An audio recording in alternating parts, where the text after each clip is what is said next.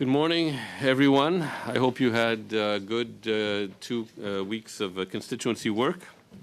Welcome to meeting 57 of the Standing Committee on Environment and Sustainable Development, pursuant to Order 1082 and the motion adopted by the committee on Monday, March 20th. The committee is commencing its study of the toxic leak of tailings ponds.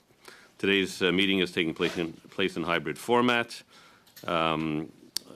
And I would like to make a few comments regarding how the meeting will unfold.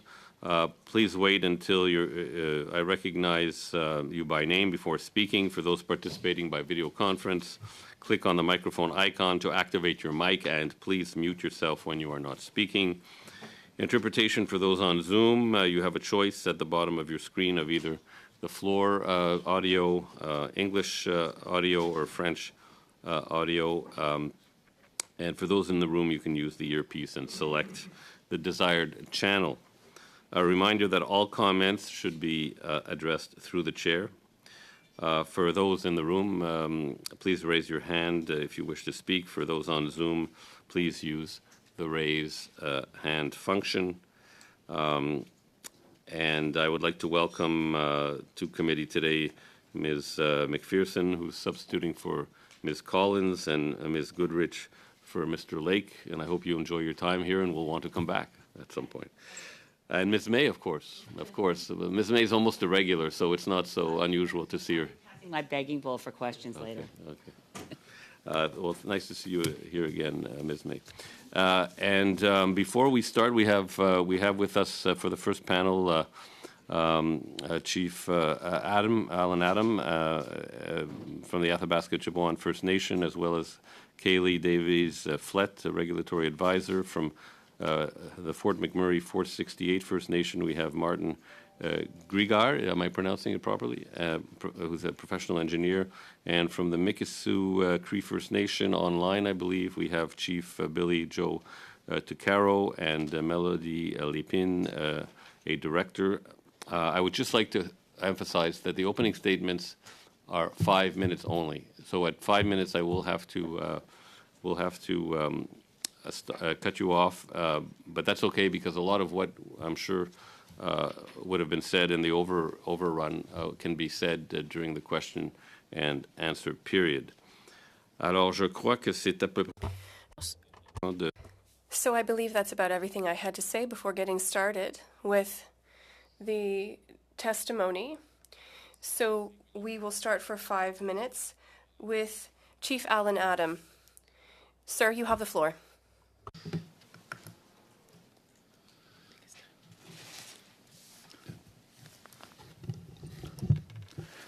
Good morning, everyone. My name is Alan Adam, and I'm the Chief of the Athabasca Chippewa First Nation. You know that it's hockey season now, and the last time I was this excited was when Wayne Gretzky took the cup back home. So Connor McDavid's going to do the same for us this year.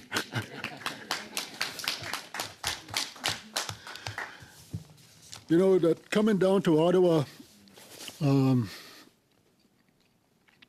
is meaningful for our people. And we expect to come down to Ottawa to compromise with elected officials that would think about what it is that life will bring for the goodness of all. And with that, sir, like I know I have 5 minutes here, probably about 4 minutes or so or whatever, but I'm going to read this testimony. And I come from a long ways. And to say that I have 5 minutes, you're going to listen to what I'm going to say with more than 5 minutes, because what I'm going to say is very important to the nation's interests in regards to how we are going to develop this country. And if you don't sit and listen to me, then I will get up and walk away right now. And I will leave this submission here, and it'll all be done here in 10 seconds. My submission is probably a little over 5 minutes. All I'm asking for is 7 minutes of your time. And I will be direct, and it will be forthcoming.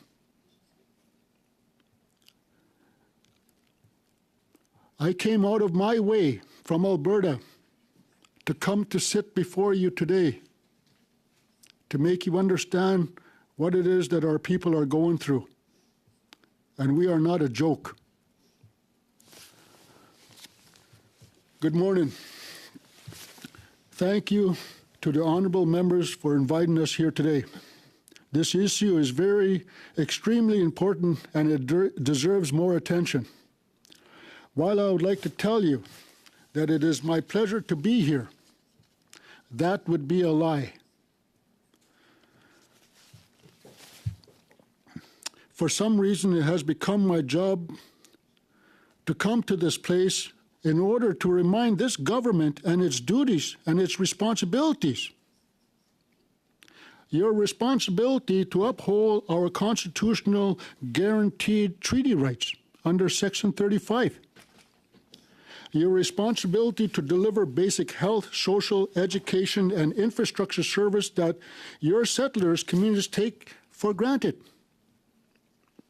Your responsibility for properly regulating massive industrial projects that potentially threaten the health and safety of Fort Chipewyan and other downstream communities. Your responsibility to warn human beings when their water might be poisoned as a result of failed tailings dams that was declared to be safe when it was approved and licensed by Canada. Make me understand that, by Canada. So you have a responsibility regardless of what you think. And Alberta, but it has been leaking tailings into our traditional territories for the last 11 months, let alone for the last 30 years. This is just what we know of. For 10 months, this leak went unreported despite the Alberta regulator and the oil sands operators being fully aware of what was going on. And how many people in Ottawa knew what was going on in Alberta for the last 10 months? For the last 10 months, the federal and provincial governments did nothing, absolutely nothing. And I could contest to that because nobody gave me a phone call. Only after more serious catastrophic leaks earlier this year did we learn the truth. Even then, the settler governments did nothing. It wasn't until we alert the national media to this story did anyone in Ottawa or in Edmonton start paying attention. It wasn't until we visit the spill site and publish photos and videos of the impacts on the fish, barren, and water bodies and wildlife did anyone question the official story being pushed by the Premier of Alberta and the AER. You know, everything is good in accordance to her. There's no harm to the wildlife. Well, come and eat the food we eat. Come drink the water we drink. And maybe say something different about that after. Despite 2 months of front page headlines, we still don't have an accountant of what took place. To our knowledge, no one has been fired, disciplined, or sanctioned by either the company or by this government or other governments. While Exxon Imperial has attempted to apologize, Alberta's reaction throughout has been too simply threat. This is a communication issue. This is a deliberate legal and potential impact attempt to minimize the massive industrial, catastrophic, and financial and potential liability that will flow from it. And when I say that, I mean that there is still legal action here that's pending. And it's pending towards the Alberta government as well.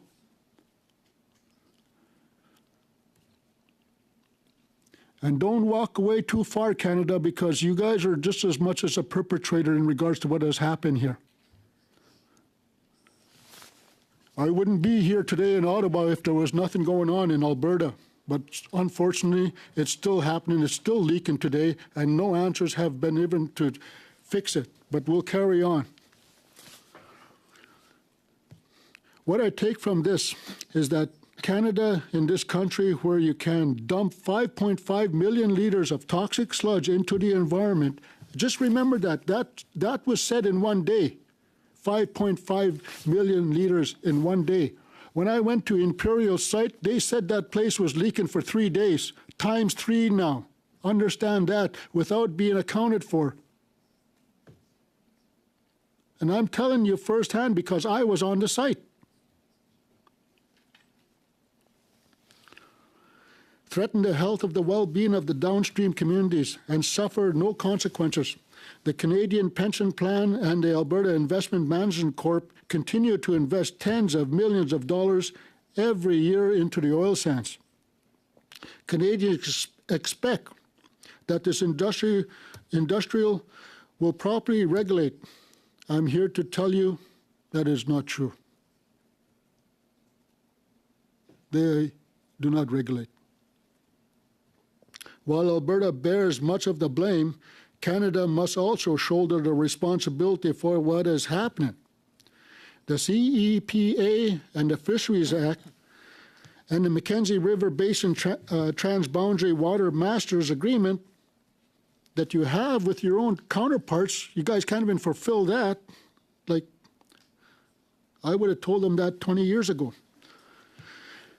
Agreement that contains all legal tools and frameworks which would enable the federal government to protect the health and safety of the residents downstream of the oil sands. We can point the lack of enforcement, lack of funding, lack of political will, but these issues excuse, not solutions. We need solutions. This incident has downstream Indigenous communities both in Alberta and residents of the North question if there is an isolated problem or a systemic issue throughout the oil sands. When I say a systemic issue, I talk about systemic racism in regards to First Nations communities downstream, because if this was in Calgary, I guarantee you guys would be crying and yelling by the bottom of your lungs, not me here today. We ask that the federal government use all legal tools available to take control of the investigation and cleanup of the Exxon Imperial Curl spill. All trust with the Alberta government has been broken, and has been broken for a long time. It is clear that they cannot be trusted to oversee this mess. This mess has been going on since the 1960s. When are you guys going to clean it up? And if so, Alberta's got $1 billion to clean up the oil sands. It requires $130 billion. Where is Canada going to get the rest from if Alberta can't come up with that?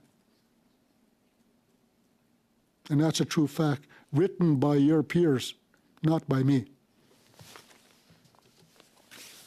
We also call on the government to undertake a comprehensive inspection, the integrity of the tailings ponds across the oil sands, not only within Curl. If a leak can go unreported for 10 months at Curl, what is happening elsewhere? We need a credible, viable audit of every tailings pond in order to restore basic trust. If you can't do that, why are you sitting here?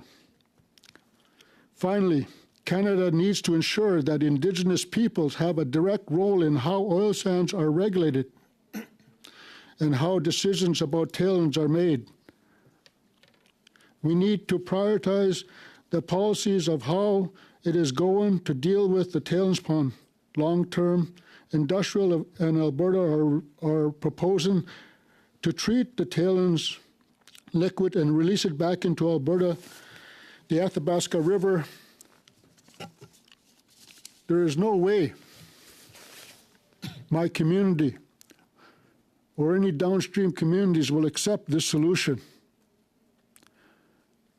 This is not our mess. We will not permit the polluters to dump into our drinking water.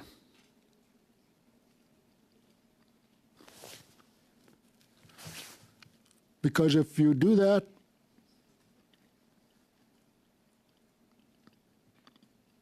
does Canada have enough funds to move our community and move our people to a safe place? And I'll tell you this, and I'll give you fair warning to all of you, that there is a big legal potential coming out of this, and Canada is going to be in regards to one of the perpetrators, alongside the oil sands and the Alberta government. What I find unfounded, Mr. Chairman, is this. Why do First Nations communities have to go before a panel when they're acquiring a license in our traditional territories? Why do we have to spend millions of dollars to give testimony that our evidence in regards to safe drinking water, safe eating the fish and the moose and everything else? Why do we have to spend millions of dollars, and yet the Alberta government continues to give and rubber stamp every oil sands application that goes forward? Why couldn't we be sitting on the other side of with the panel, which would not cost us anything other than hear testimony in regards to what harm they want to do to our community? The AER in Alberta is a joke, a complete joke. And if you all stand here and sit here with me and think about it, and you agree with it, then why am I here? They've been rubber stamping the industry for the last 40 years. Yeah, bite your teeth, bite it hard. Because this is not a joke, this is reality. And our people back home are continuing to die with the health issues that continue going on today, which nobody talks about for the last 10 years. But if you want me to bring that up, I will bring it back up and we will start all over again.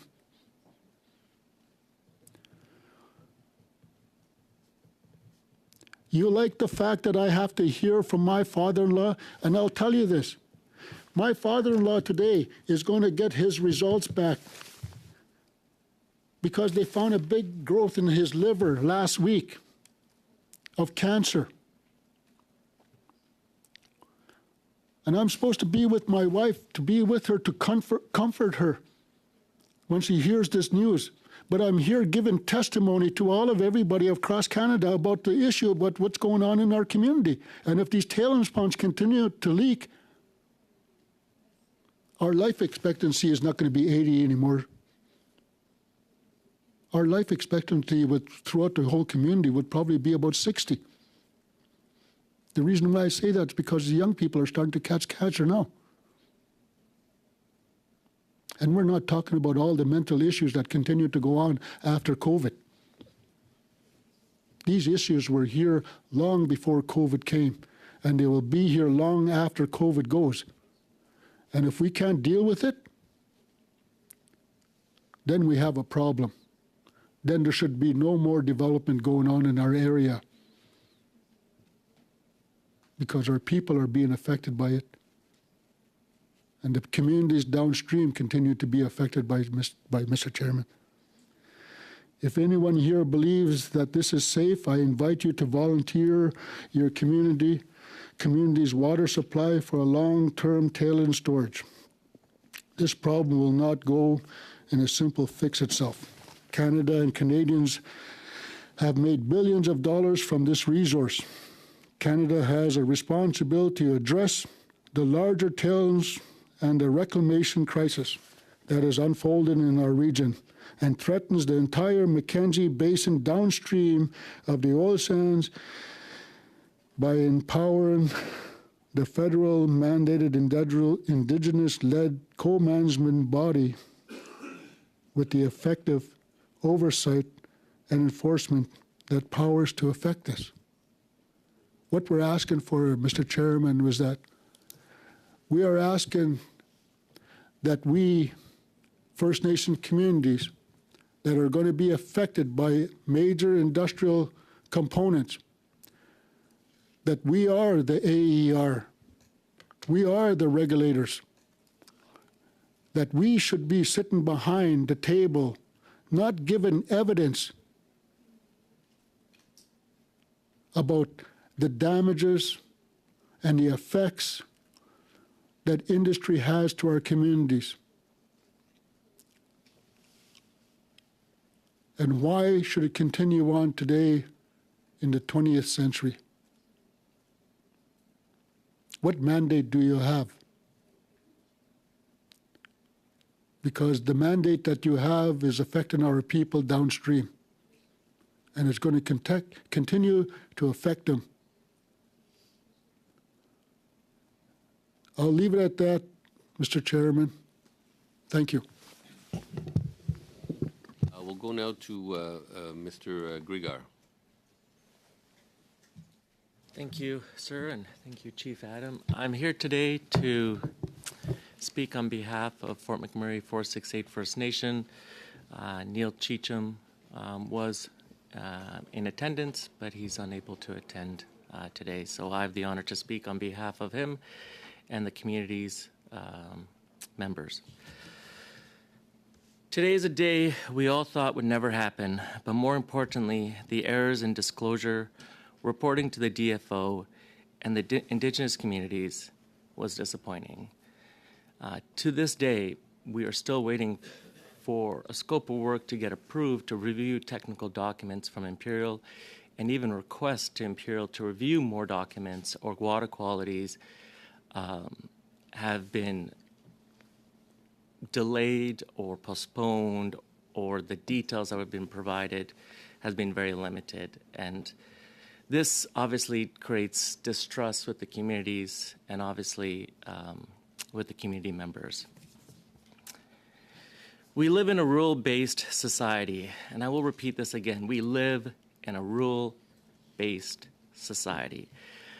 However, the recent incident at Imperial Oil's Curl plant has shown that the oil sand operators, regulatory bodies, and governments continue to behave inappropriately and value self-interest groups versus trust and transparency.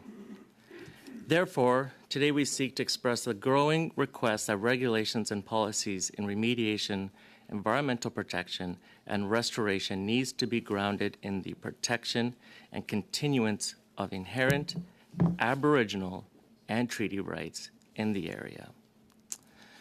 Fort McMurray 468 First Nation is a treaty rights-bearing Indigenous community based in Fort McMurray.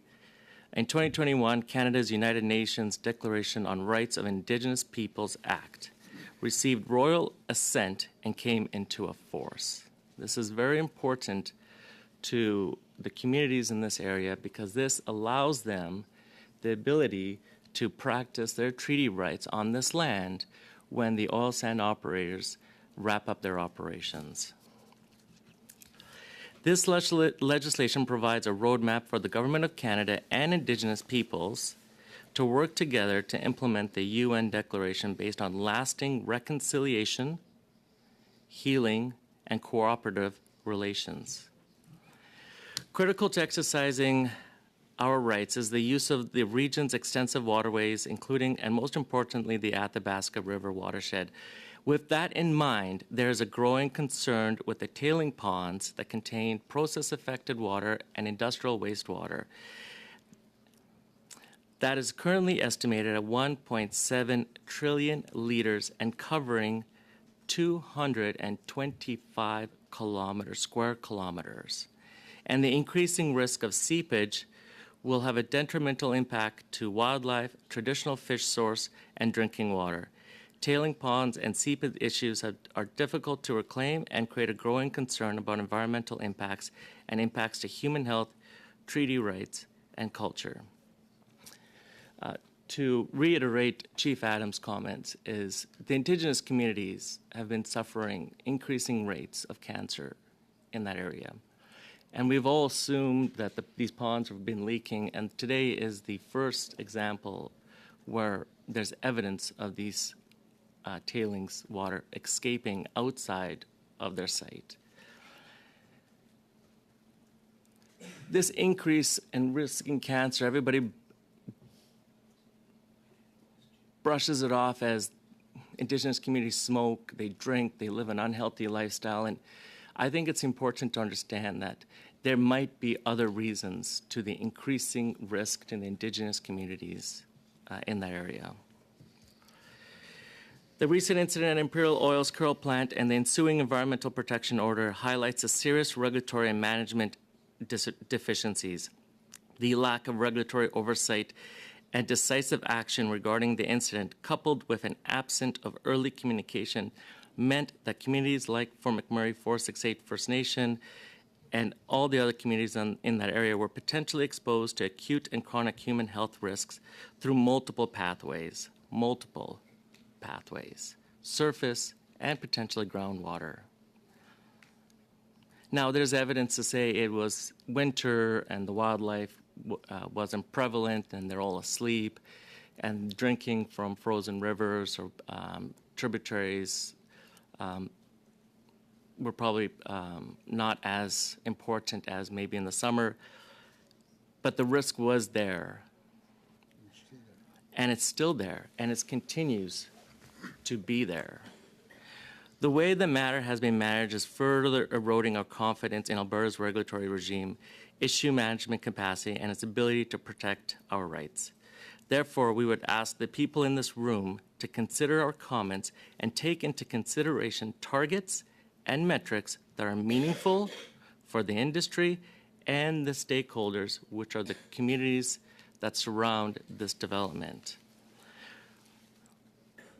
Regulatory frameworks that regulates the environment, a regional assessment under the Impact Assessment Act, and a cumulative effects study, incorporating not only just Imperial, but Suncor, CNRL, Syncrude, all the operators in that area. Because that's important to understand here, is that everybody considers their own little piece of pie. And there's, everybody could bring up LARP, but LARP doesn't have enough teeth. And so there needs to be additional oversight to ensure that the cumulative effects of all operations are being considered. Considering the detrimental impact seepage has on the environment, we are also disappointed and concerned about the industry steering the regulations and politics in regard to releasing process-affected water and industrial wastewater from these tailing ponds. I ask again, it's easy to make this water disappear, but the risk to the communities won't disappear. The proposed plan to amend the Fisheries Act to consider allowing the release of process-affected water and industrial wastewater from oil sands operations is a step backwards and is another great example how Indigenous communities have been constantly overlooked, particularly in the absence of a cumulative effects assessment. However, I do want to take a moment of everyone's time to thank everyone in this room for the partnership with the federal government legislation can help provide a roadmap for the Government of Canada and Indigenous peoples to work together to implement the UN Declaration based on lasting reconciliation, healing, and cooperative relationships. SWIG is one part of the solution that offers Indigenous communities the pathway to find meaningful solutions to help lead to consent. The structure of multiple subgroups within SWIG allows the opportunity for open and honest dialogue to achieve consent and alignment with Canadian constitutional law and, more importantly, Indigenous law. And I think what has been missed before is Indigenous law.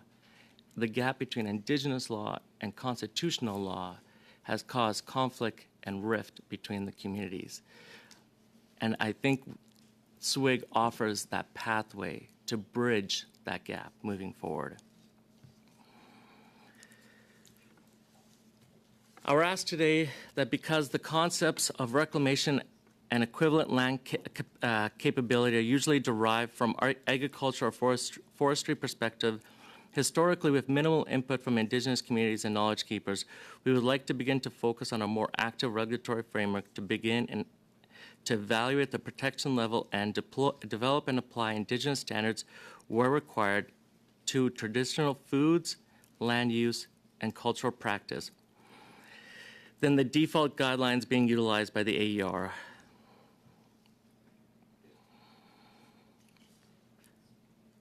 The Government of Canada regulations and policies are required to support remediation and restoration that allow Indigenous communities can exercise their treaty and Aboriginal rights. There's a community member, Velma, and she's a very knowledgeable person, and she's been there supporting this community for a really, really long time. And her saying is, we didn't do this to ourselves. We had this done to us. This problem is not going away, and an active regulatory process can help achieve meaningful results in this area. Thank you. Thank you very much, Mr. Grigar. We go now to Chief Taccaro. Taccaro? I apologize. That's the Italian in me. That's makes me pronounce it that way, I guess. Please go ahead, Chief. Good morning, everyone. Can you all hear me good? I believe so. Hey, good morning, everyone. My name is Chief Billy Joe Tuckrow.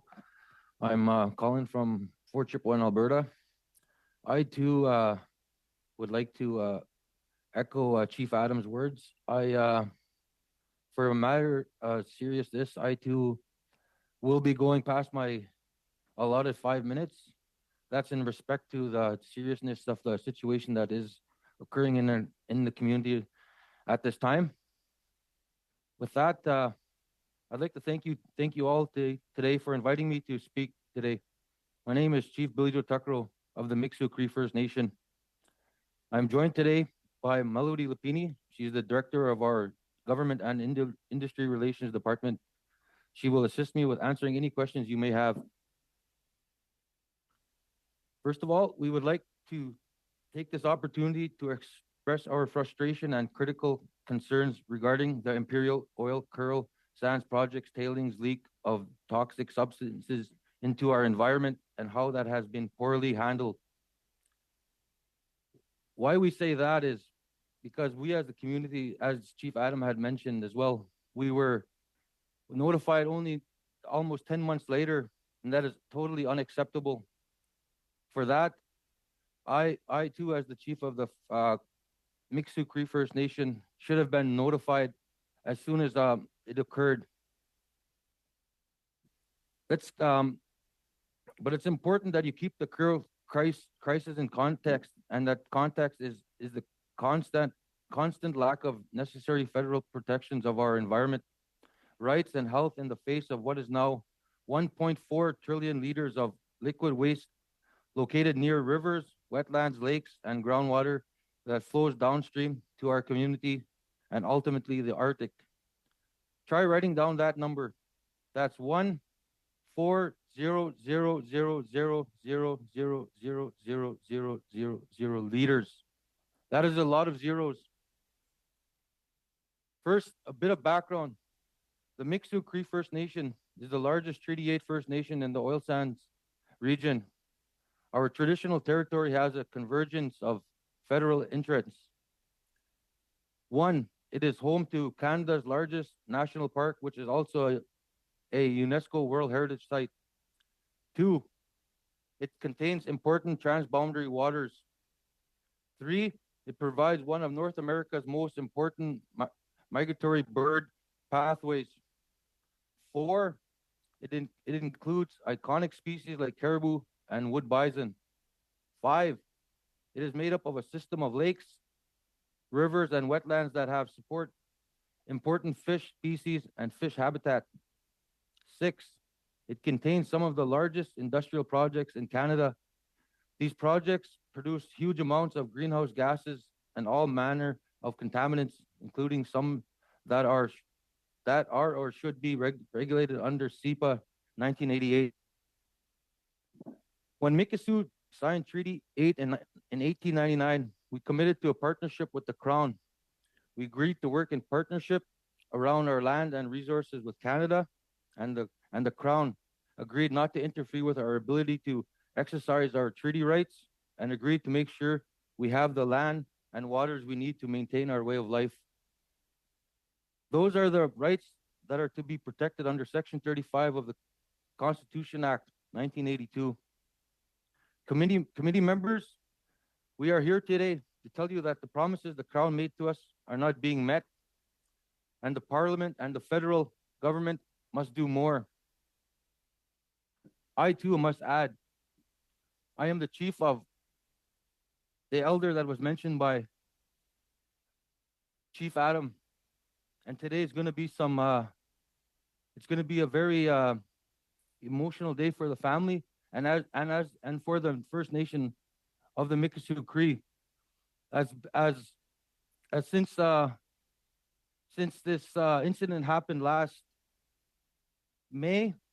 I was newly elected in October, but I, as a community member, noticed the spike in cancers in the last year. A lot of people that had their cancers gone in remission had also came back to them, and also again there is a recent spike of the bile duct cancer, the rarest form of cancer that is known. Our people, when they go to get treated, and all it does is speed up the death for them. I know that I've seen it firsthand when one of my best friends, when I was by his bedside, when he succumbed to this illness that nobody knows how to treat. This is what we are encountered with in the community. And now with the spring runoff, this is the most vital time for our people as we harvest the fish, the meat from the lands, the vegetation, the traditional medicines. How can we get assurance that this is okay for our people to sustain their way of life?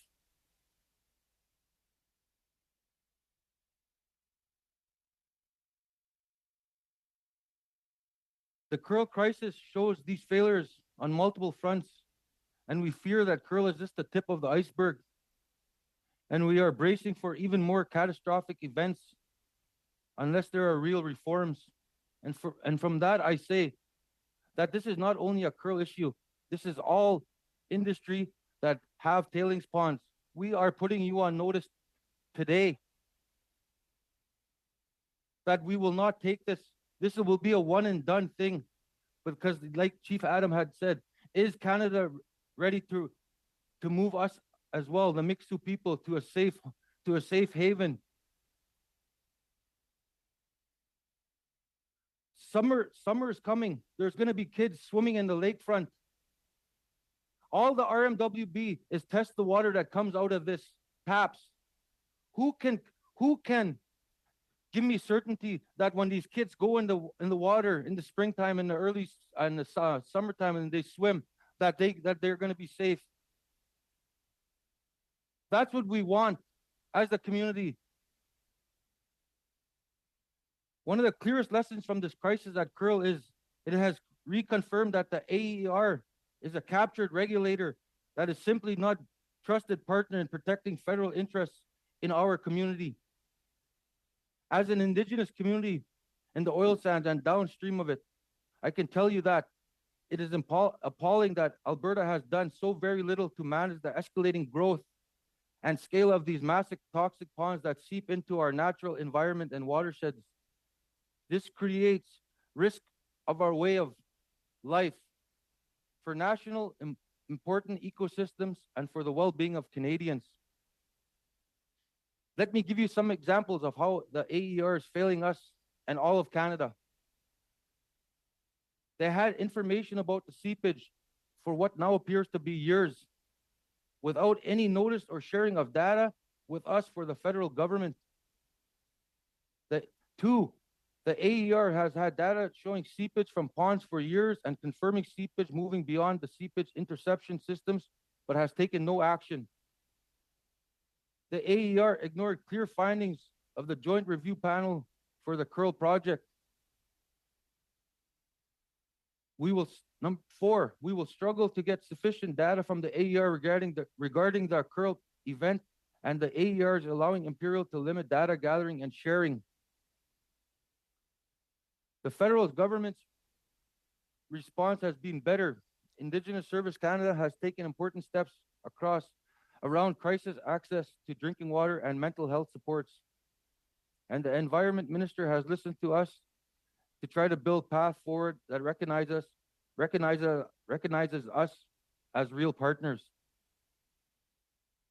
But the Curl crisis shows that Canada's regulatory system is not a blameless either.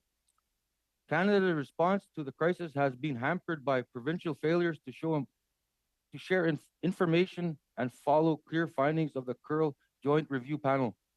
Why is that?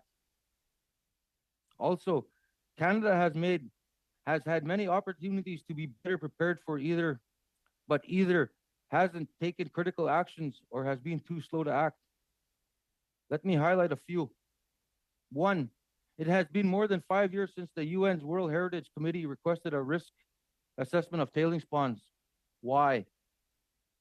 It has been more than a decade since our communities have requested a house studies that could have led to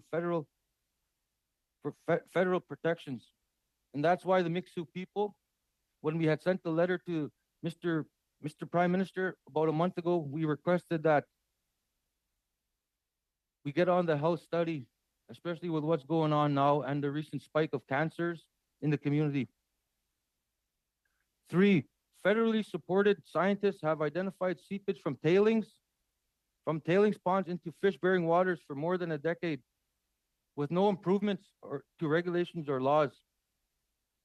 4, there are existing federal tools like agreements under the Fisheries Act that could help with information sharing, but they haven't been actioned. 5, the Tech Frontier Joint Review Panel in 2019 called on Canada to undertake more monitoring and research in the region because of the threats to the Wood Buffalo National Park World Heritage Site, but action is still needed. Committee members, as you investigate the many failures around the Curl crisis, it is important that you not lose sight of the human cost here. Most if not all, the Mixu Cree subsist a good portion of our time occupying and exercising our treaty rights on the land, including the land being impacted by imperial oil and the numerous tailings ponds littered along the Athabasca River. My members are scared. We have people who are scared to drink their water, and we aren't even sure of how long our supply of drinking water is going to last in Fort Chip. People are stressed out. They are worried about their health. You've probably heard about all the rare cancers in Fort Chip. That's where people's minds go when something like this happens. And there's the impacts to our way of life. We've been living off these lands and water generation for generations in Fort Chip. We still eat lots of traditional foods. We need to trust our land and water to fish and hunt. We need that certainty. The situation has broken that. It is important for all of you to understand that we are significantly impacted by this issue. Our interests are both immediate and long-term. The alarming issue of leaking tailings ponds is of serious concern to the Mixu people because the governments aren't doing their part to protect our rights and our environment. Committee members, we wish to ensure the integrity and health of our environment and people is protected. And that means protecting the fish-bearing waters in the oil sands. It means protecting our river systems. It means safeguarding sources of our drinking water. And it means better regulating the massive threats posed by these huge tailings areas. It means transparent and robust information sharing. I am sure many of you are wondering, what is Mikisew asking for?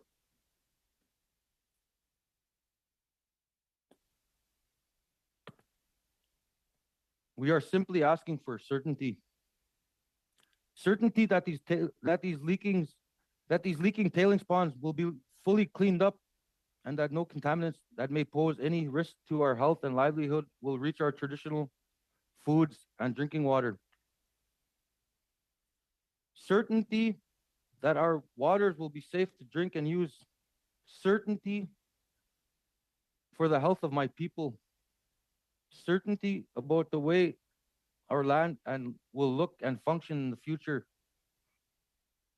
Certainty that we will be able to continue our way of life on the land, that our rights be protected as they were promised to us in 1899. This all can only happen if Canada takes real steps to ensure our community is a part of a process in overseeing this urgent situation, as well involved in the way oil sands development will continue in our region.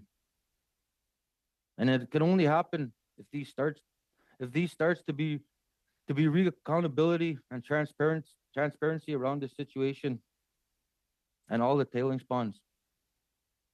Thank you, committee members. Thank you, Chief Bucaro. Because of the seriousness of the issue, we extended our meeting an extra half hour today, so we have a 2.5-hour meeting instead of a 2-hour meeting. And we have a panel coming in at 12:15.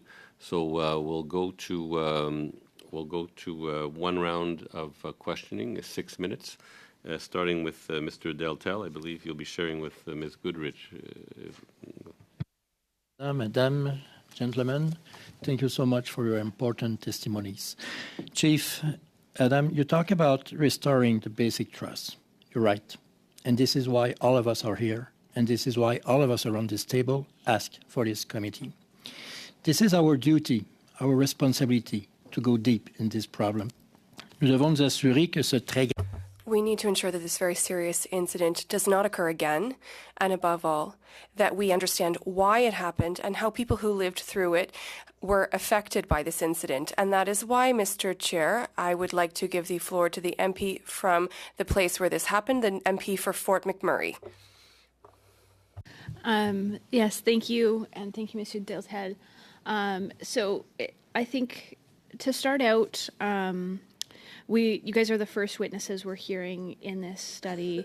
We'll be hearing from Imperial on Thursday. I was wondering if you could let us know, when was the first time Imperial reached out to you, and what was the content of that communication? Perhaps start with you, Chief Adam. Curl never reached out to ACFN. It was former chief of the Mackay First Nation, Chief Mel Granja, at the time, notified me on February 24th, and told me that, did you hear of the Curl Lake incidents where they're leaking tailings ponds into the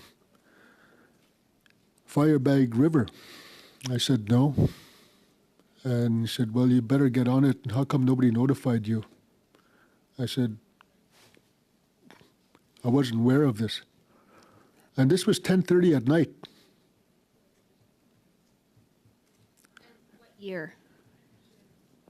2023. Okay. February 24th, 2023 is when he called me. When I initiated the action about what was going on, I initiated to my team on the that same night. The text message went out. By next day, on the 25th, all hell broke loose because of what had happened. And that's very concerning. So what engagement has Imperial undertaken since this incident has become public? What Imperial did for ACFN was that they allowed myself and my 3 staff members to go into site and to do a site visit. When we went into the site and we looked at what was going on, it appeared to myself as an individual, and I could contest to this because I still have the videos in my phone. it occurred to me that not only in one area that the tailings pond was leaking, but it was leaking in several areas. Because you have 3 different incidents in 3 different areas where seepage is coming through. And just perhaps to Chief Tuckaroo, when did Imperial first reach out to you, or did they?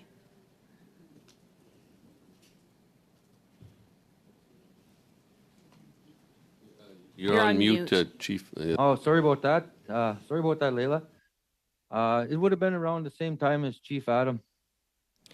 You got to remember too, I just became the chief in October, and then until February, I had no knowledge of what transpired before that until we were notified in February as well. Thank you.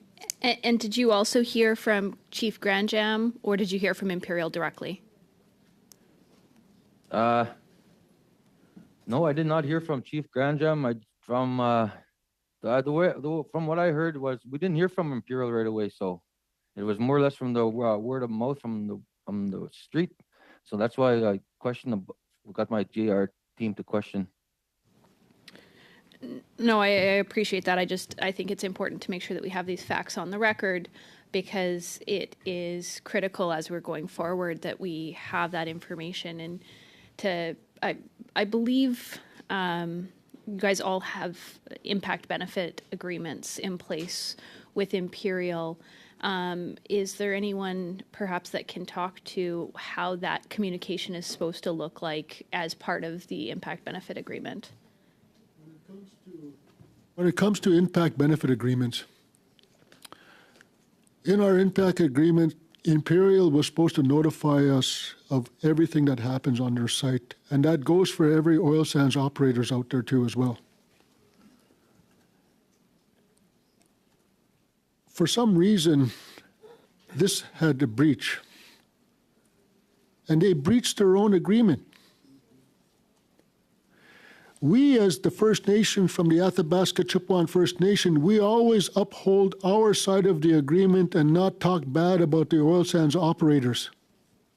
We gave you guys the trust that was required for them to operate in our region. To withhold information for 10 months and for how many years is absurd and appalling. Why do you continue to lie to us for? What have we done in regards to Canada that we lied to everybody? We never did anything to anybody. All we want here is to be told the truth in regards to what goes on in our region. Our region has the world's largest economic industrial movement going on right now in this globe. Tell me anything different that you guys are going to do it in a safe environmental way. That's all I ask. We'll have to go to Mr. Duguid now, please. Well, thank you, Mr. Chair, and I want to thank Chief Adam, Chief Tuckaroo, and Mr. Grijar for their very powerful testimony today, and for highlighting the major breach of trust that has occurred, not only to you but to other downstream communities. And to Chief Adam, I'll start with Chief Adam, and we wish your father-in-law all the best, and that he recovers his health. But my understanding is that there are 31 Dene and 6 Inuvialuit communities who are downstream from the Curl site, a number of Métis communities as well. My understanding is that there has been a gathering, or at least a discussion with all of those nations. To all of those nations, water is sacred in your culture, and you depend upon it for food, for drinking water. Could you perhaps amplify on just the mental health impacts, the psychological impacts, the worry that this is causing to all of those communities based on your recent meetings? Yes, when it comes to these issues in regards to safe consumption of food and water,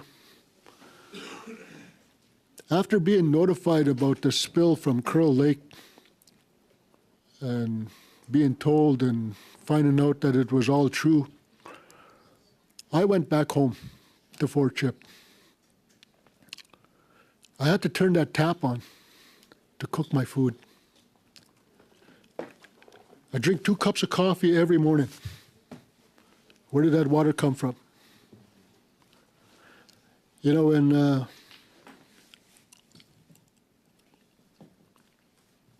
knowing that turning that tap on could be detrimental to my health, I had to take into consideration that how many other people in our community feel the same way, and they don't even know of this information yet. When I went home knowing of this information, I felt so alone that I did not know how to tell the people what was going on.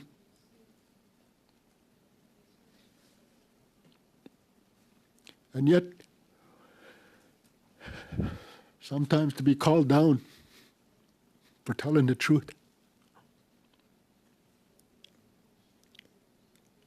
I'm a good man. My dad raised me up to be a good man. My mom did also. I don't hurt people. You know, I try to give people a good life and a good responsibility of raising up their kids so that our life will continue on. Why do I have to come before the committee to defend our community again? When is this going to all end? You know.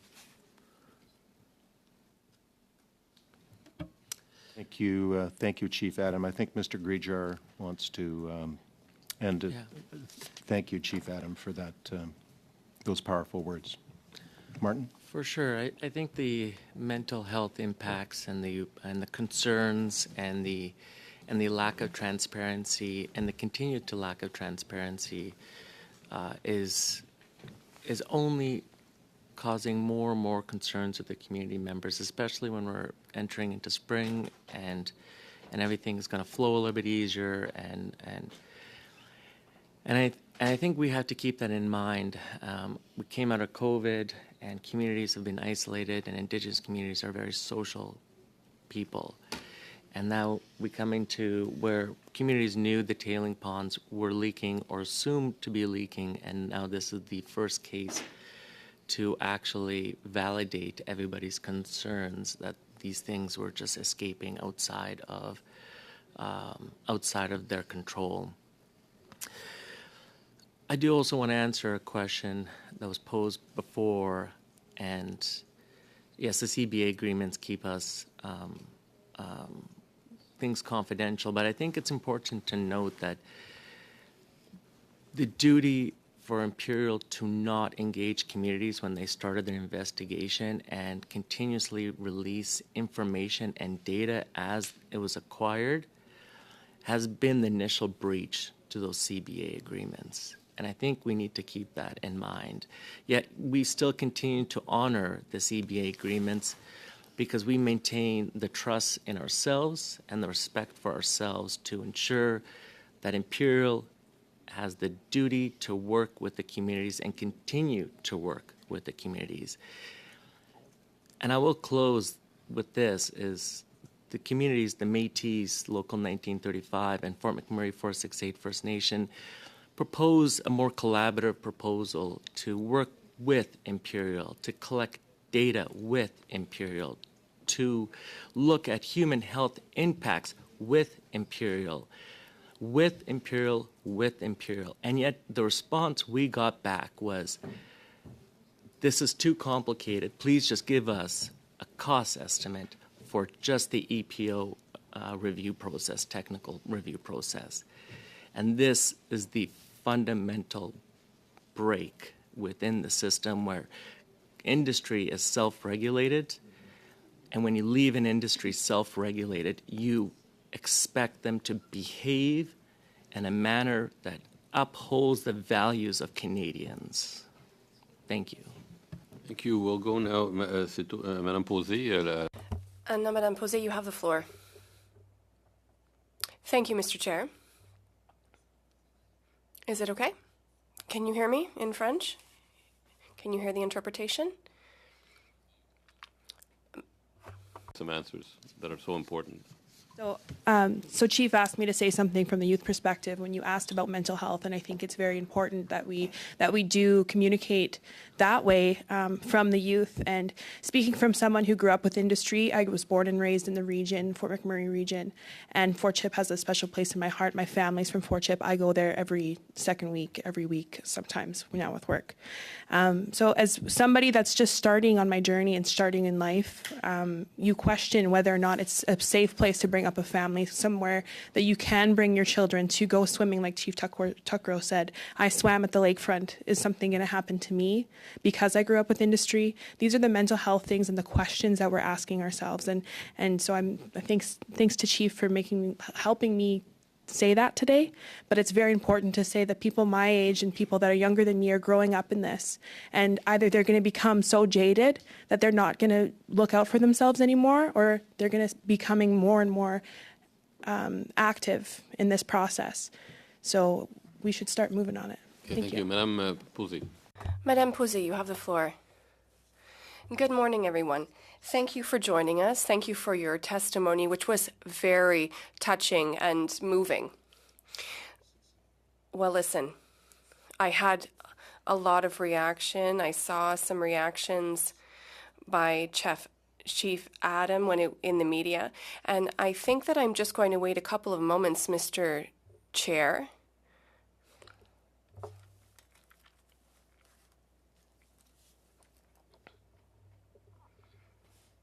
Your hand is up, Chief Tuckrow? Yes, it is. But is this, is everything okay with the sound? Is it regarding the sound? No, Or? I'd like to add to that, to the mental health question.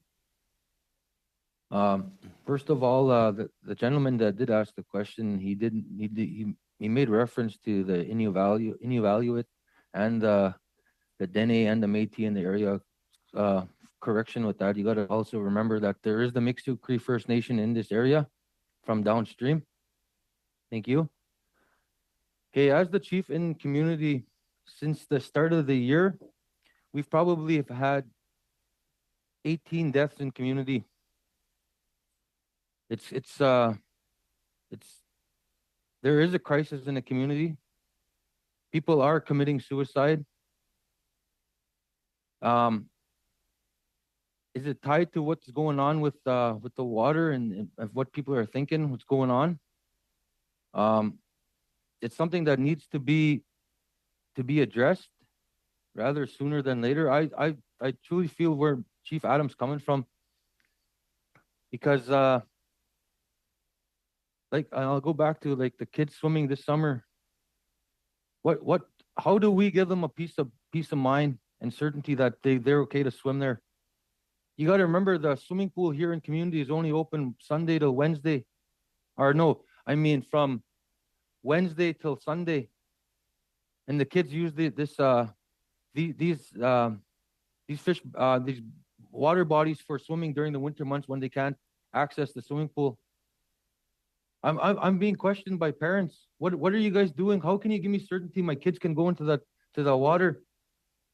And I'm going to be honest, as the chief of my First Nation, I can't give them certainty. So that's why I'm asking the federal government, the Alberta government, and everybody that's involved, that you guys need to pick up your socks and quit having these meetings in silos and coming into community. That's where we're getting the divide and conquer. 1 week we have Imperial Oil here. They'll say, no, that's RMWB's questions. RMWB comes into community. No, that's for the AER. And then I met with the AER on Friday, and I had the same question about the kids swimming in community. What did they tell me? That's a question for the EECCC. That's all you guys are doing, is turning this little merry-go-round. And who is the people that's lives are being at risk here? Is the people of the Fort Chipewyan community. We are sitting ducks. Nobody cares about us. People, this is the truth. It's profits over people. And for, you know what, you guys, we do have IBAs with industry players. And like Chief Adam said, we are always the good partner on the other side of always thinking that they have the best interest of us. But how could we think or have assurance that they have their best interest when we only find out something 10 months after the fact? Me as a parent of 2 young daughters in this community, it's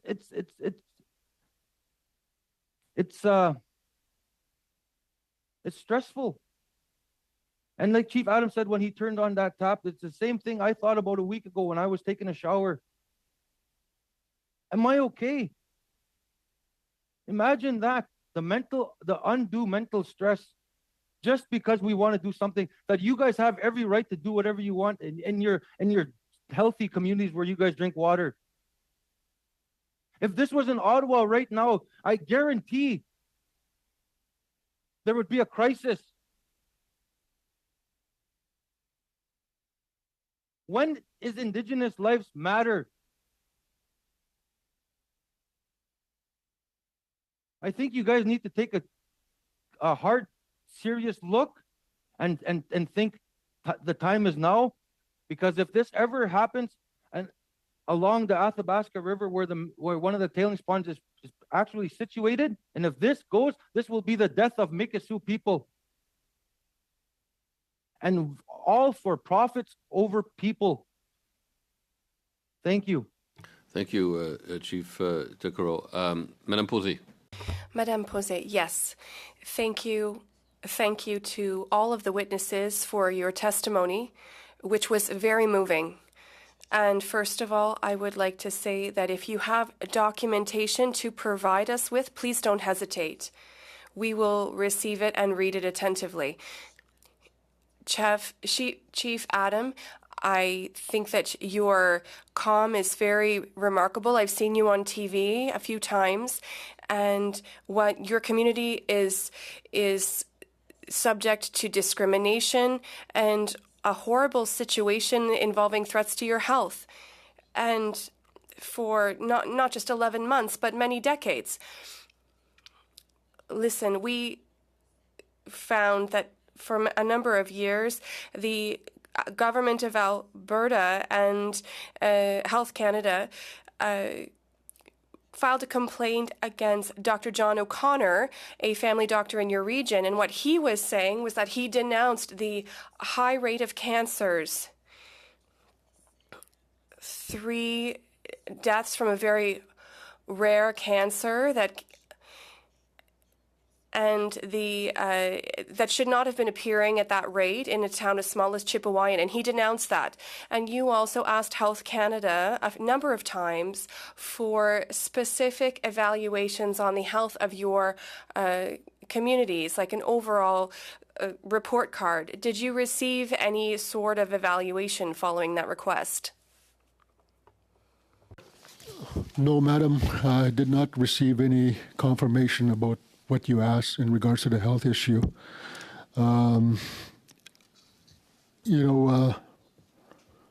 Feeling the effects about what goes on and not knowing the future if we continue on going down this path is a crisis on its own. The health issues that I talked about in the past, and because I don't speak about it too much anymore, is still there. It never went away. It only increased. You heard Chief Tuckero mention that one of his friends, had passed away in regards to the bile duct cancer. When you talk about Dr. John O'Connor, we were the First Nation that lobbied on behalf of Dr. O'Connor to get his license to be reinstated because of what Alberta did to him. And it wasn't right for him to be punished and to be taken his doctor's license away for speaking the truth. And I still hear from Dr. O'Connor. I talked to him last week. You want to know why? Because he took over the file for my father-in-law and to be his doctor. And you know what he told me? Chief, I'm worried that your father-in-law has bioduct cancer. I did not want to hear that. So what they're saying is true, and we feel the effects of it, because I'm trying to sit here before you, madam, and hold back the tears that are watering my eyes right now because of this issue. See, Ms. Lepin had her hand up.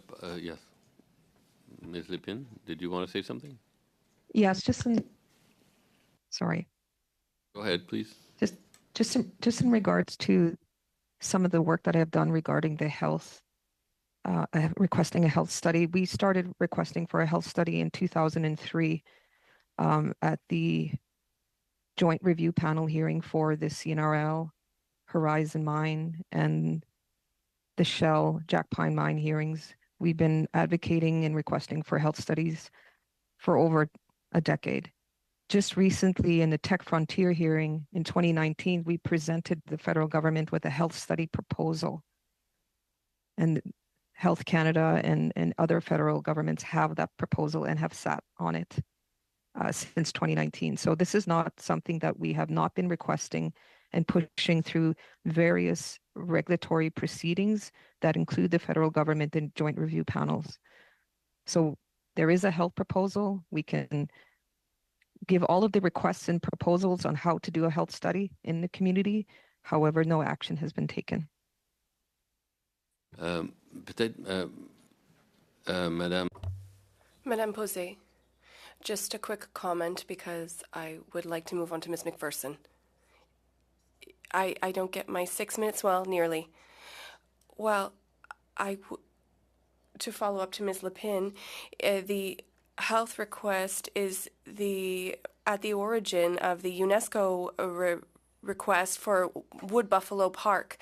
And thanks to her, UNESCO came and studied the park, where once again there's a lot of drinking water, and Indigenous communities are near the park, but it is dying. So I wanted to thank her for her water plan, which is very important. Drinking water, well, our bodies are 2/3 water, so it's obviously an essential service. And I wanted to ask her whether she is still in touch with people from UNESCO, and has there been a decision on that matter? Quickly, Ms. Lepin, if you could. Yeah, we launched the petition to UNESCO in 2014, calling on the federal government to take greater action on protecting Wood Buffalo National Park. We have hosted and co-hosted 2 reactive monitoring missions. The last one was last year. And they are close to finalizing the report with recommendations to the federal government. Wood Buffalo National Park will be on the World Heritage Committee meeting this year, and may decide to put Wood Buffalo National Park as a World Heritage Site listed as in danger. But the health concerns have been shared in our UNESCO petition, and we have expressed the concerns to the World Heritage Committee numerous times. However, again, not any action taken on the health matters, specifically protecting water quality, protecting traditional foods, protecting the flow of water into the delta. So there's numerous compounding issues, but this is has the attention of the World Heritage Committee, and they will be making a decision this year. Thank you. Ms. McPherson. Thank you, Mr. Chair. As an Albertan, I'm sickened by the testimony that I've heard today, and I'm so sorry that you had to come again and demand the rights that every other Canadian takes for granted. You have been betrayed by the AER. You've been betrayed by Imperial Oil. You have been betrayed by the Government of Canada and the Government of Alberta. And I'm so sorry that this has happened, that you have children that don't know if they can drink the water. I'm sickened.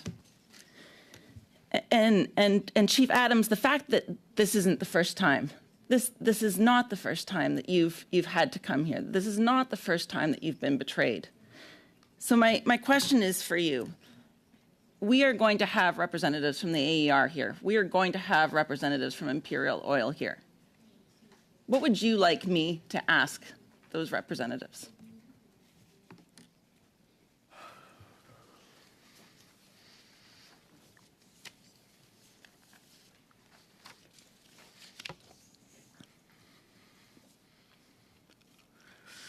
How can the federal government help ACFN?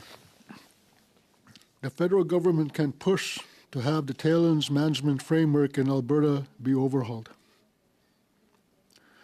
The Alberta government is not regulating industry as they say they are. Alberta's tailings management framework was deliberately placed under the Oil Sands Conservative Act to avoid the duty to consult for tailings management in Alberta oil sands. Currently, the TMF has no duty to consult or is triggered even when the tailings management framework was developed. No considerations of impacts or treaty rights under Section 35, no consideration of cumulative impacts, lack of management and monitoring of the leakage, air admission, and groundwater contamination, narrows the scope as it does not address safely, air quality, emergency response, no considerations for hydraulically. I can speak on some. You could speak on those matters?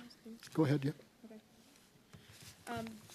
So what Chief was trying to say here is that the AER and the Alberta government have established a tailings management framework, and that is essentially the root cause of some of these issues that are coming up right now. So he described that the TMF currently has no duty to consult and to eliminate our presence within the room when these decisions are being made is the first wrongdoing that we could even consider here. And that's just the tip of the iceberg. But if there is a push to some way include us into this management framework, that would be the major solution that we can come up with.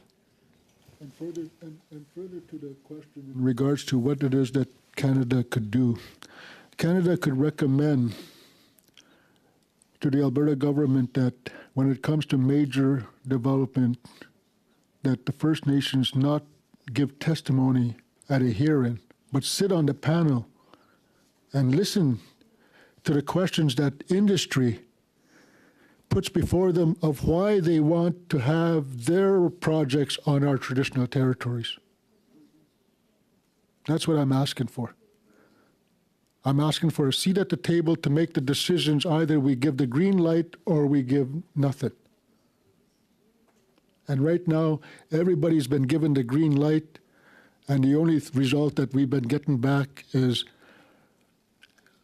what kind of cancer you have, we will tell you.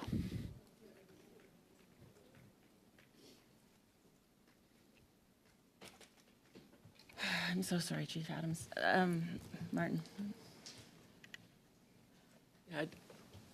I'd like to add to that. I think we could ask questions to then have you pass those questions on to Imperial, but something tells me the lack of communication around this incident was a bit more orchestrated. And it won't be until a public interest investigation is conducted will that truth will come out. Because to go on for this long, and a lot of data is being collected, and to say we were going to tell the communities at one point and it was going to be soon, there was a miss within those CBA agreements. There was a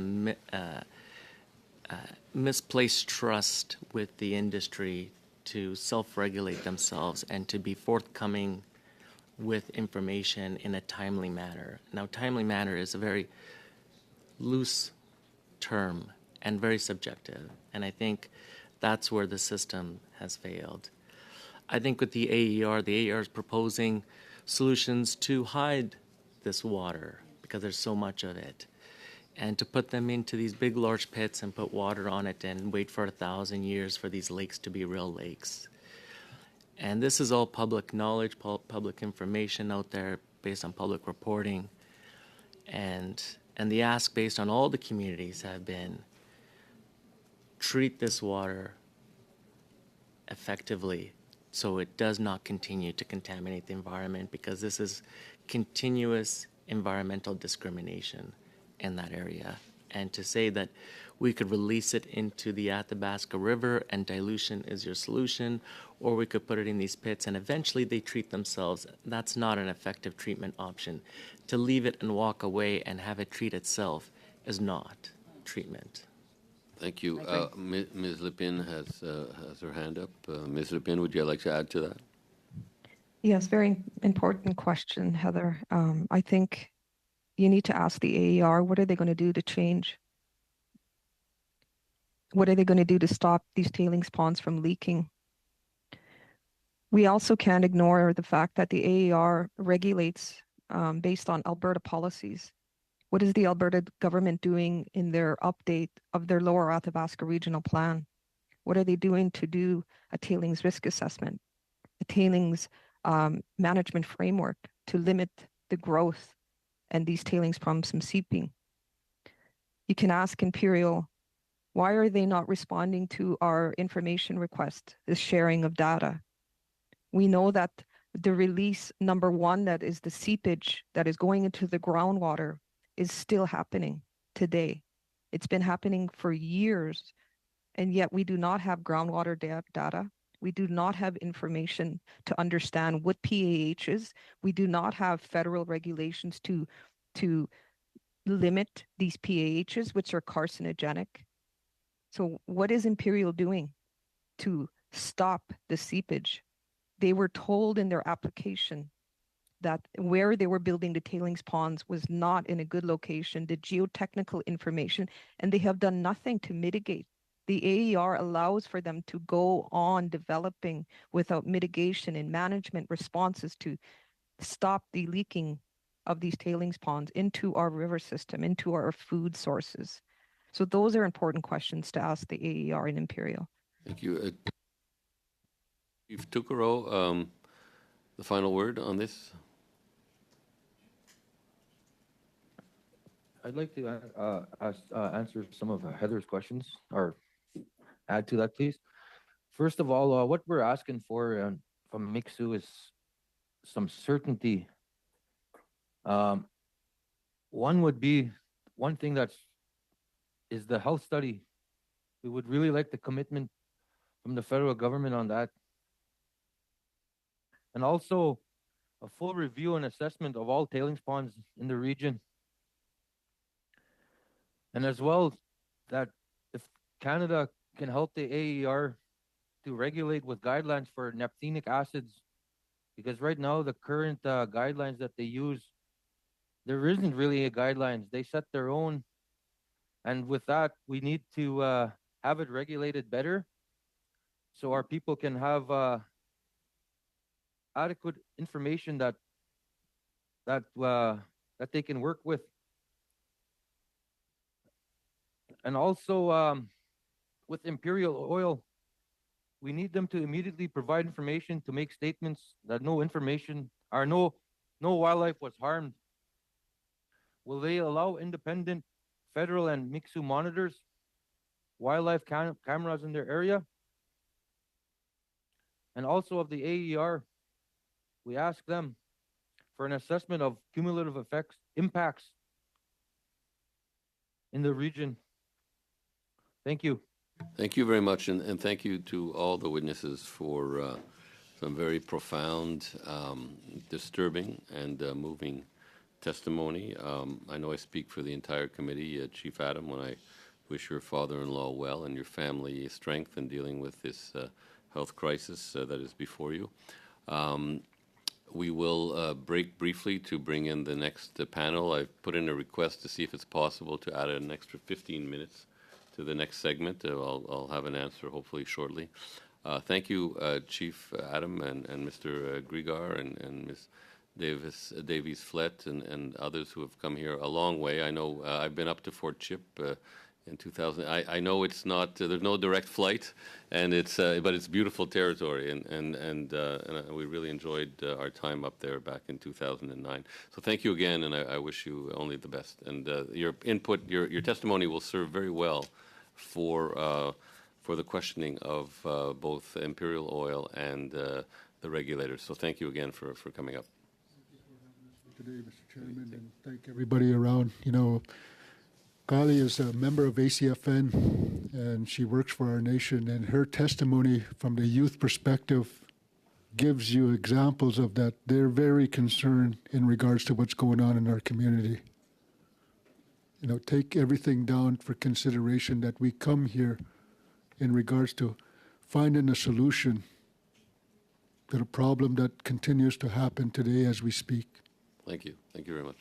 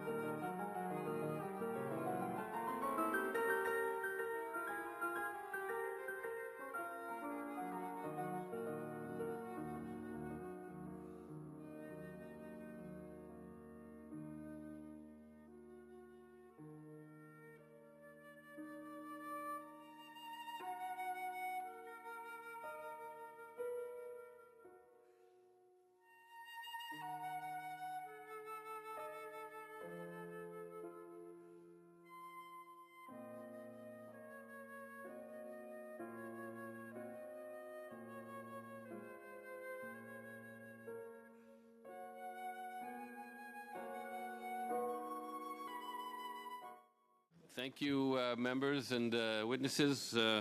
We have with us from the Fort McKay Métis Nation, Margaret Luker and Daniel Stuckless, who are online. They will go first with their testimony, and we have from the Fort McMurray Métis Local number 1935,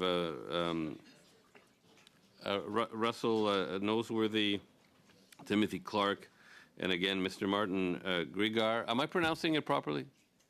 Yeah, okay. Griger? Yeah, okay, sorry. And from the Willow Lake Métis Nation, we have Destiny Martin and Jason McKenzie. So we'll start with who will be speaking on behalf of the Fort McKay Métis Nation? Is it Ms. Luker or Mr. Stuckless? Mr. Stuckless? It'll be okay. myself, Mr. Okay, Stuckless. Yeah, go ahead, please. All right. I've got some feedback. I'm just wondering if that'll settle. Sounds like it did. So good afternoon, Mr. Chair and Vice Chairs and members of the committee. Thank you for listening to us today. Can you hear me okay? Can I get a thumbs up? I think so. Okay. The interpreters don't seem to be raising. I got the thumbs up from the interpreters. So all right, full speed ahead. Great. Yeah. So my name is Dan Stuckless. I'm the Interim Director of Administration for Fort McKay Métis Nation. And my colleague, Margaret Luker, who's the Interim Director for the Sustainability Center, is joining me. Will be available to answer any of your questions.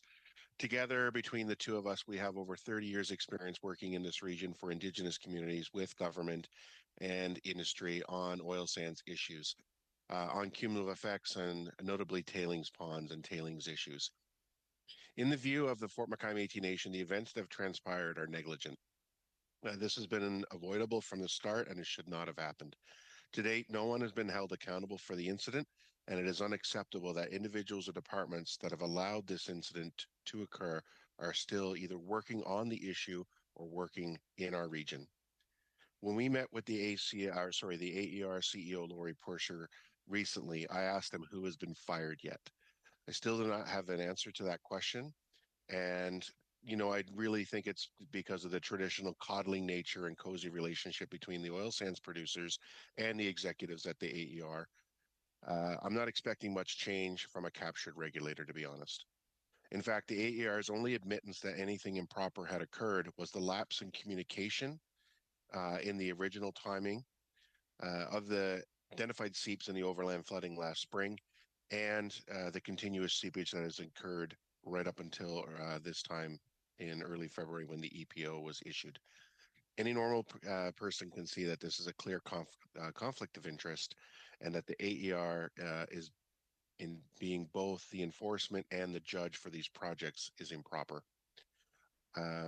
It's not until, if you're familiar with the AER, and you probably have heard a lot about them by now, it's not until you get mean letters number 1, 2, and 3 from them that you actually have to get a file started on a non-compliance if you're an operator. The AER has zero credibility outside of Calgary's echo chamber, and they actively dismiss and downplay impacts of oil sands on communities and their Aboriginal and treaty rights. It is imperative that we have federal oversight on these issues that impact people, their human rights, access to clean water, and of course, cumulative impacts on treaty and Aboriginal rights. To date, we have not heard from Alberta on this issue. We have heard now a fourth premier after Stelmach, Redford, Notley, and now Smith that they are going to take action on tailings ponds. This is empty bluster and shallow follow through is really getting old for us. This is how the duty to consult process is supposed to work. And of course, when incidents like these occur, when there are instances and instances that limit the execution of those rights, the duty to accommodate should come in and apply. Without a continuous understanding of when the duty to consult is underway, when issues need to be mitigated, when those infringements that are occurring need to be avoided, can't be avoided, mitigated, they need to be compensated and accommodated, and they have not. There is still no case in Alberta where there's been an accommodation for any impact right or even recognition of those impacts. And we just wanted to ask the members of the committee, does that make any sense to you? Alberta is absent, their processes are broken, their systems are designed to perpetually point in the other direction to have your concerns resolved while permits, approvals, and leases fly out the door. We have effectively created a two-tier system in Canada for Section 35, and Métis members are third-class citizens after Canadians and even after First Nations. Some of what I've told you might make sense if you're familiar with these types of issues. If you take anything away from what I'm telling you today is that we have a big problem. It is not just Imperial seepage issue, which is important and why we were talking to you today. However, this is a systemic issue. It's an issue of racial discrimination, of government ineptitude, from politics and policy right down to directives, regulations, and the lack of enforceability. This has been happening for decades. We still have other tailings ponds, namely those belonging to Suncor, that have seeped into the river, and now we are deciding to take action or make note because of Imperial's incident. This needs to be applied across the industry. I've heard my colleagues who spoke before mention the Athabasca Regional Plan, that it was challenged, it has not changed. Its tailings management framework did not consider impact to Aboriginal and treaty rights. I know because I asked directly that question and was told.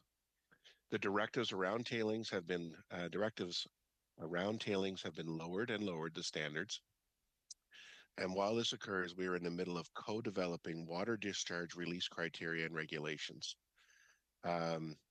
Earlier this morning, we were in receipt of a letter from the minister, and we actually support the creation of a working group to continue working on these matters. That's my opening statement. Thank you very much. Thank you very much, Mr. Stockwith. We'll go now. Je ne sais pas qui va. I don't know who will be speaking on behalf of the Fort McMurray Métis group, Métis local. I don't know who wishes to. Mr. Noseworthy, are you the one? Thank you very much, Mr. Chair. My name is Russell Noseworthy. I work for the Fort McMurray Métis community. It's a community of about 800 people, and I'm here today representing them on behalf of Mr. President Hansen. So the McMurray Métis is a rights-based Indigenous community based in Fort McMurray. Our more than 800 members exercise their constitutionally protected rights throughout northeastern Alberta and elsewhere. Crucial to the exercise of those rights is the use of the region's extensive waterways, particularly the Athabasca River. It's the most important one. Our members regularly hunt, fish, and trap in the area downstream from the oil sands mines, right? Regularly. And as such, we're deeply concerned about the cumulative effects of the oil sands operations and our ability to exercise our rights in the region to hunt, fish, and trap as they're protected in the Constitution. So, you know, the incident at Curl is very concerning for us. The Environmental Protection Order and the incident itself highlights the serious nature of the regulatory problems in Alberta. The communications issues that we have in Alberta around incidents like this are really not processes. They are written on paper, but they are not followed properly, and so therefore we are at risk constantly of being exposed to contaminants and other dangerous substances that would have drastic effects on human health for the people that live in and around that area. And so we're very concerned.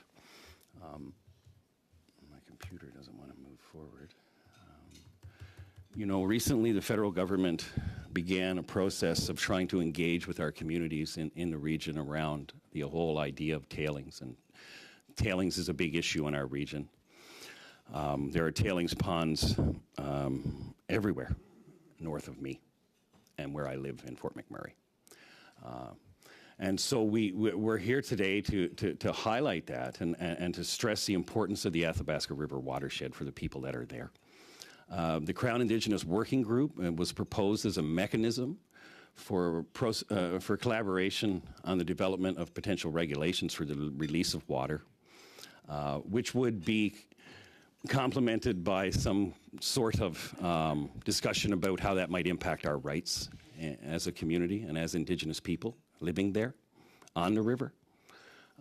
And so we're extremely concerned. We had requested from that group a process to identify how our rights would be impacted by what's happening, by the changes that are being proposed to the Fisheries Act. We were not approved for that, and so we don't really understand how we're going to be impacted because we haven't looked at that. We have no cumulative measure of how we've been impacted even in the region. We don't know, from the various operators how all that accumulation of pollution has been counted and how that impacts the rights to hunt, fish, and trap and to live healthy lives in that region. We don't understand that. And so we need a cumulative effects impact. We need to understand that. And that's the first thing we need in the region, right? To go along with that cumulative effects assessment, we also need to understand how our rights have been impacted, right? I'm speaking in the first person. I apologize for that. We also need to do that now, right now, today. We should start. After we leave this meeting, we should start doing this work now. The federal government, Government of Canada, should start doing that work now. Your duty and your responsibility to me and everybody around this table and to the Indigenous communities that live in that area requires that you do so.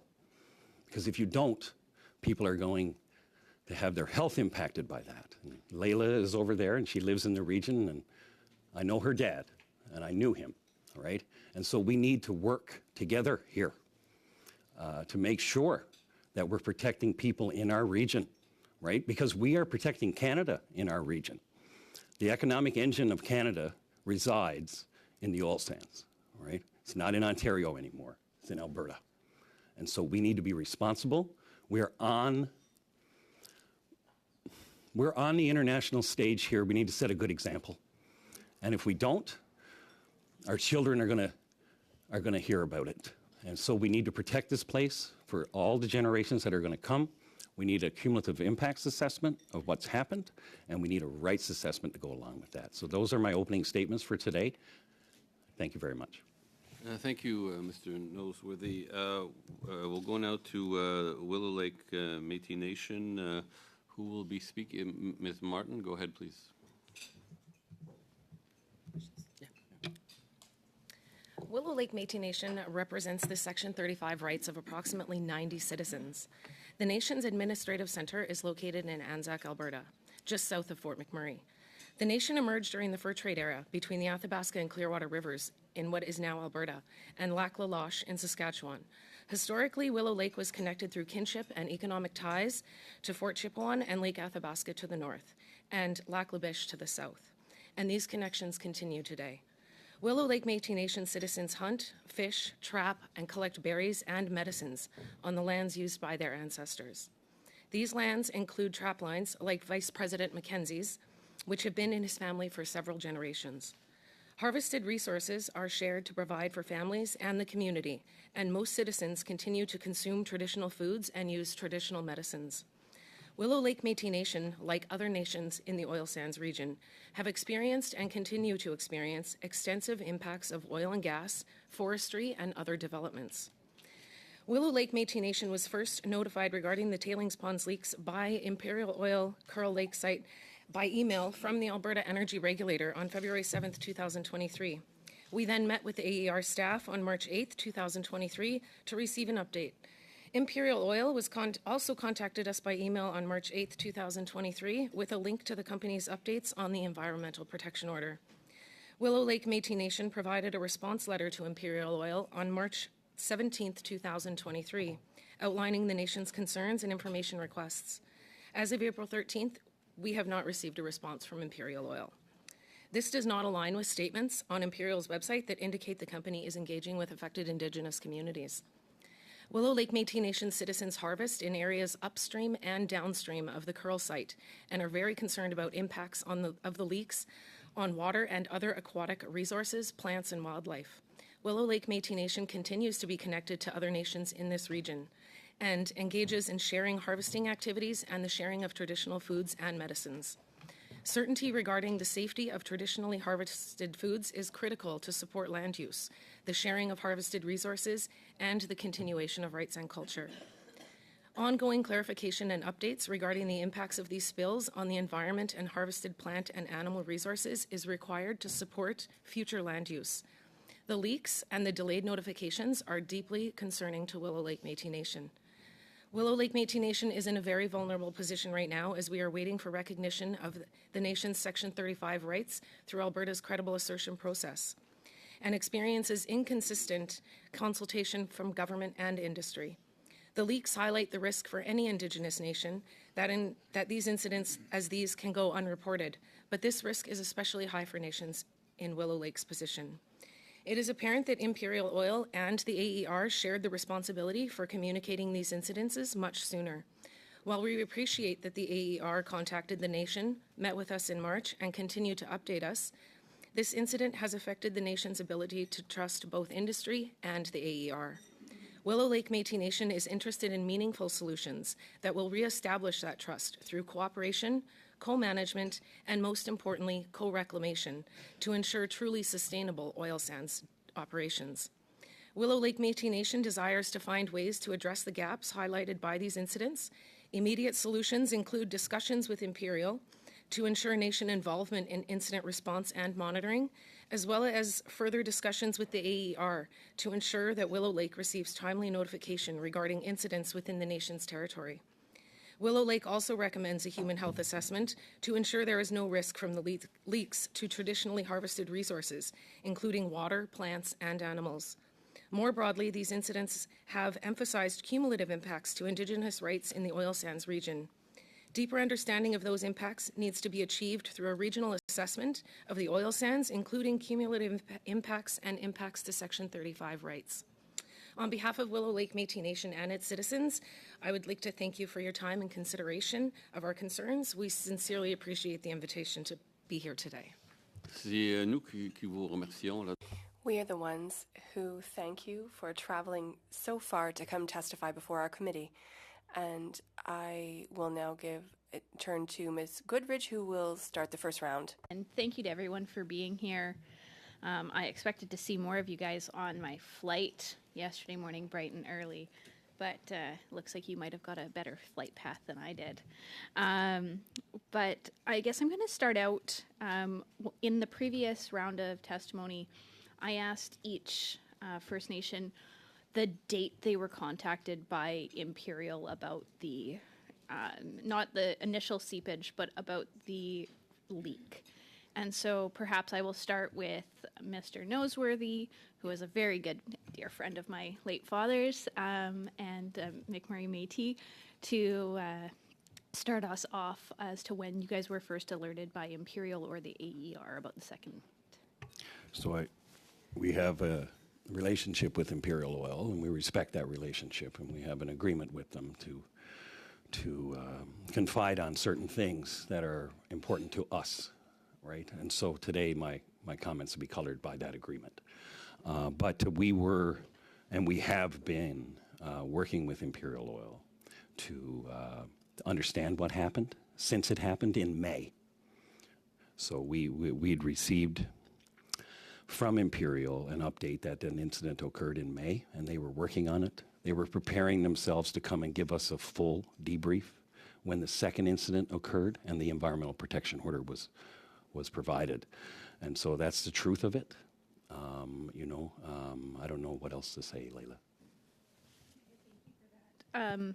And perhaps I'll turn this over to Mr. Stuckless. When was the Fort McKay Métis Nation informed of either the first or the second incident? Or Ms. Luker, sorry, either one. Dan, I'll take this one. Thank you for the opportunity to speak to you regarding this today. So Imperial did notify the Fort McKay Métis Nation via an informal email initially when they first cited some rust-colored water on site. And in communications with Imperial, who we also have an impact benefit agreement with, and who we also have an excellent working relationship with, we then received more of a formal notification when everybody else did around the same time the environmental protection order was issued.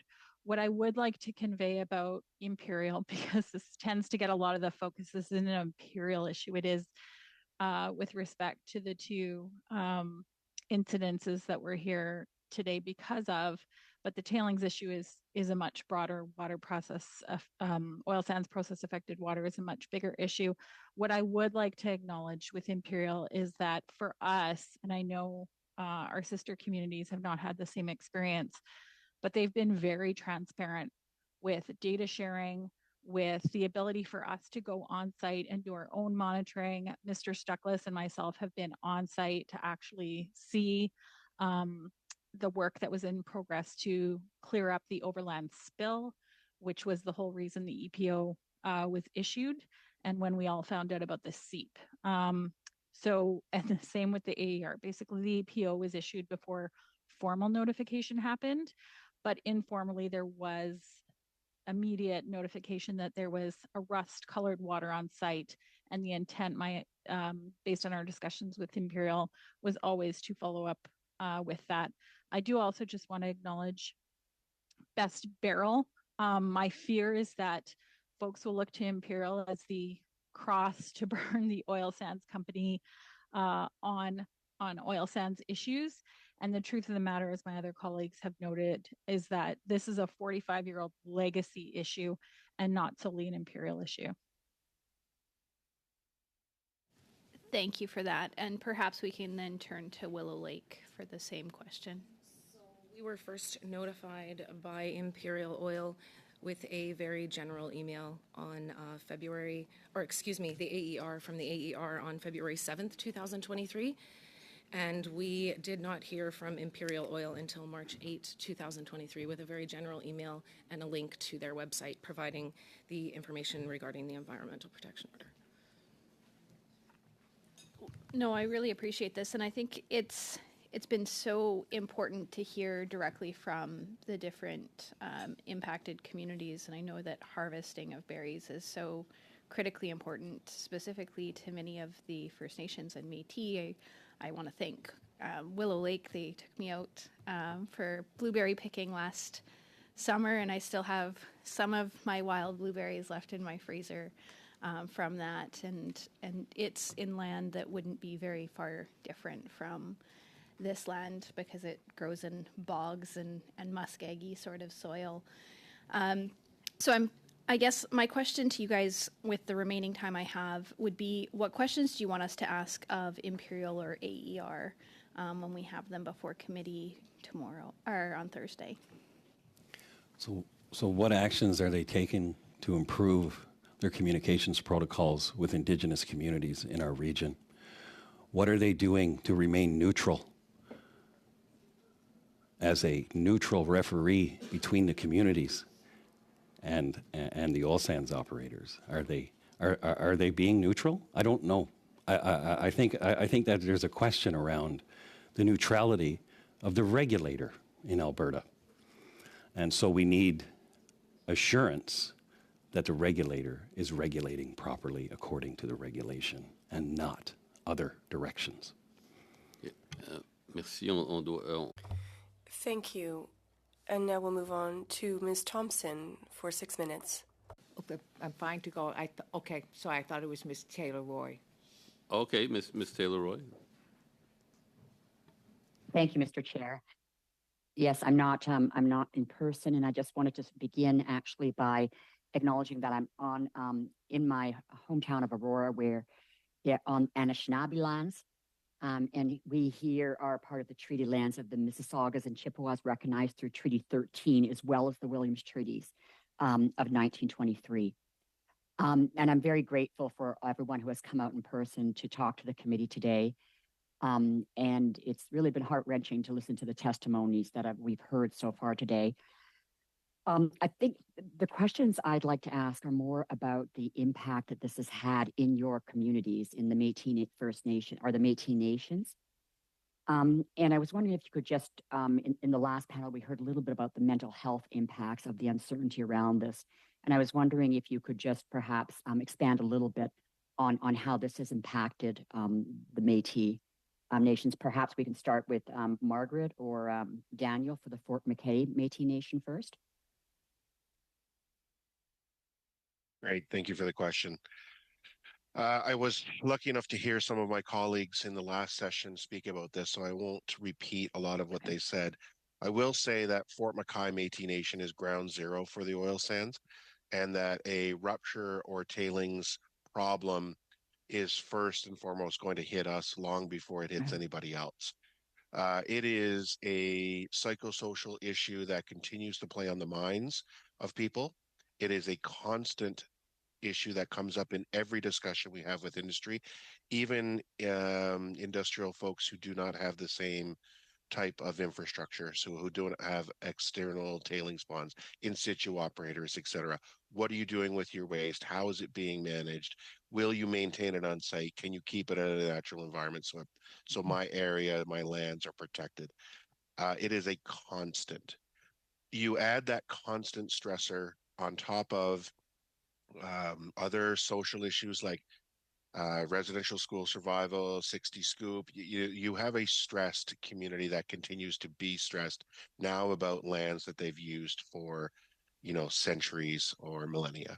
And that is going to be a challenge, and why the trust that Fort McKay has established with industry as a whole has to be maintained in order for it to continue to either support responsible development. The keyword is responsible, or can provide that consent through an impact benefit agreement, et cetera. And that has to be first and foremost the goal. We see that manifest itself in different ways in the community. And because of the nature of our Métis Nation, we actually don't get the supports needed in our community. They're delivered through nonprofits in Fort McMurray. Services are directly through either the First Nation services right now. There's nothing that the Métis have of their own to provide for their own from the federal or provincial government outside of a small grant here or there. So we are really left on our own, mostly now funding it through our own source revenue. But it's not a great situation. But it is first and foremost a massive conversation piece when it comes up to an industrial development. You can't drive to Fort McMurray, Edmonton, or go anywhere without driving between the tailings ponds. It is, minutes on end to pass them. There's end pit lakes with tailings in the bottom. There's tailings pond. There's active operations. There's now this time of year, there's bird cannons and everything going off in the community. Like, it is an onslaught of sensory overload just from the development alone, not to mention day-to-day life. So it is difficult being ground zero there. I can imagine. Thank you very much for explaining that. It sounds very, very difficult. And Mr. Noseworthy, would you like to add anything to that? I would ask my colleague here, Tim Clark, to add. Thank you. In response to the question, I would like to make a couple of comments regarding, so that you can understand the scale and the visual impact of this. Between approved and applied for oil sands mines, the Athabasca River north of Fort McMurray will be lined on both sides for nearly 100 kilometers. And now Fort McMurray community is based in Fort McMurray, but it's also important to understand that because of the historical nature of the Métis, there are very dense regional connections. And so people who live in Willow Lake or in Anzac or in Fort McMurray regularly travel to visit family in Fort Chipewyan and Fort McKay, and they harvest in these areas as well. Dan mentioned the mental health impacts and the cumulative impacts of this. It's not just the mental health effects of knowing that your regulator is more concerned about protecting the image of the industry and its investment than it is about protecting the health and the rights of the people who live in this area. That has an enormous toll every day, not knowing what you don't know. It's also, we have seen in our community over the years a decline in traditional use practices and the exercise of these rights, in part because of the loss of confidence in the safety and quality of the resources. Are they healthy? Is the water safe? People used to drink water regularly from the rivers. Almost no one does now. The loss of these practices then has a range of human health and mental health and social and community impacts. Land use was traditionally how families connected across generations, how elders spent time with young people, how knowledge was transmitted about your culture, about who you are, about your way of life. As those practices get lost, that knowledge gets lost, that sense of identity and self, that sense of purpose and place are all compromised and undermined, all of which have enormous health, social, and community effects. Right? And then people get pushed into underfunded and overtaxed public services that, moreover, are not designed to deal with Indigenous people, right? And deal with the specific issues that Indigenous people face. And so we have to understand it's not just about this one isolated incident. It's this one isolated incident within a much wider and interconnected system, right? That is constantly undermining the rights and health and interests of the people who reside in this region, particularly the Indigenous people. Merci. Alors, Madame. Thank you. Madame Posé, you have the floor. Thank you very much to our witnesses for traveling here and also to the witnesses online for giving us your time. I would like to say you that at any time, if you have documents to share with the committee, please don't be shy. We can assure you that they will be read by us. I think my questions maybe are for Mr. Stuckless, and maybe you as well, Mr. Clark. During the pandemic, CAP made requests for the pandemic. It requested to not respect UNDRIP.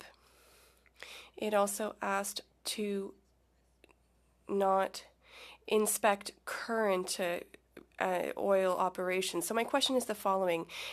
Do you get the impression that the industry and Albertan authorities decided that that was the price to be paid for prosperity?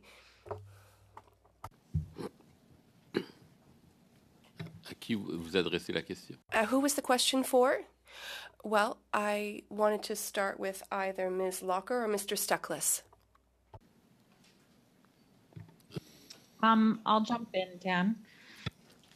So yes, we did see relaxation of monitoring requirements during COVID, and I do think it's twofold. I think there was a need to manage resources and people, and I think the Indigenous communities, I know we certainly made submission requests around that because we saw other ways to best address safety issues. I think it was very much a safety concern around keeping people safe while work moving. So there were definitely concerns, I think, for safety, but there was a significant question around the kinds of relaxations they were looking for, because folks who were going on site doing monitoring were individuals or organizations going out in small groups, whereas camps, which were a huge spreader for COVID, we didn't see a lot of requests or requirements around minimizing those. So, I mean, there were questions, I think, that were fairly asked. Fortunately, we saw some of those restrictions retracted very quickly, and I'll hand it over to Dan just in case I missed anything. Yeah, I'll just tie it back in with the oil sands monitoring program. And in addition to what Margaret had said about the on-site monitoring, the joint oil sands monitoring program, or the oil sands monitoring program, also was told to use its reserve fund, its underspend that had built up over the time to cover the first COVID year's spending. And I was a member of the committee during that time, which just seemed to be really underhanded to undermine the legitimacy and the funding while the world was experiencing economic turmoil because of the pandemic. It just seemed to be a convenient excuse to save money and not do work while prioritizing other work. Like Ms. Luker said, it seemed to apply in some cases, like where it was unsafe to go out in the bush and measure the size of blueberries, but it was completely okay to work in a fabrication site on site, building pipe racks or something like that. So it was just the inconsistency on how it was applied to the industry as a whole. I'd like to continue a bit along those lines by asking you, what about the violent flagrant violation of your rights under UNDRIP, the UN Declaration on the Rights of Indigenous Persons? Mr. Stuckles, you said earlier that you feel like you're a third-rate citizen as a Métis person.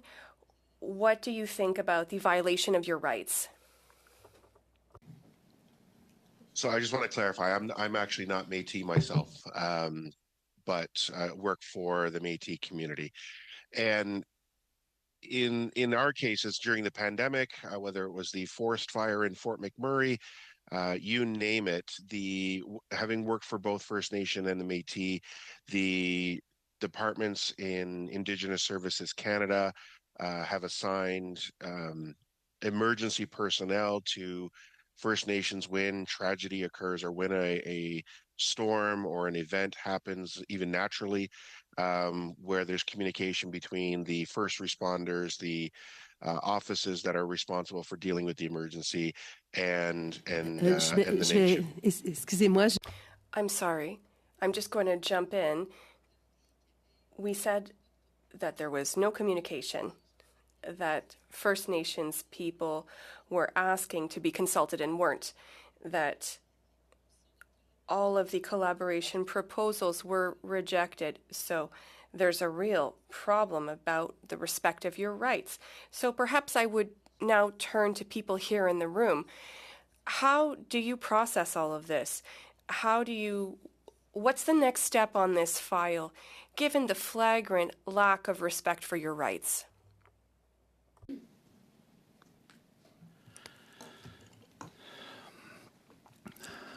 I would say, and it's been pointed out at several instances here, I mean, UNDRIP isn't really even on the table in Alberta.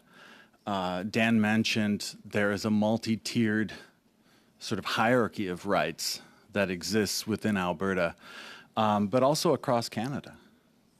If you look at the Yahi decision in BC and the lack of action on cumulative effects in Alberta, the substance and quality of your rights, constitutional rights, as an Indigenous person vary depending on the province you live in.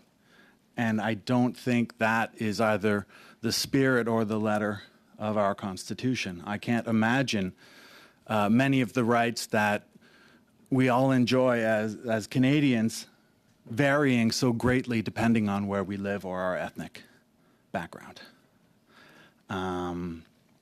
I would say that this issue is, and it's been mentioned again, this is a systematic issue.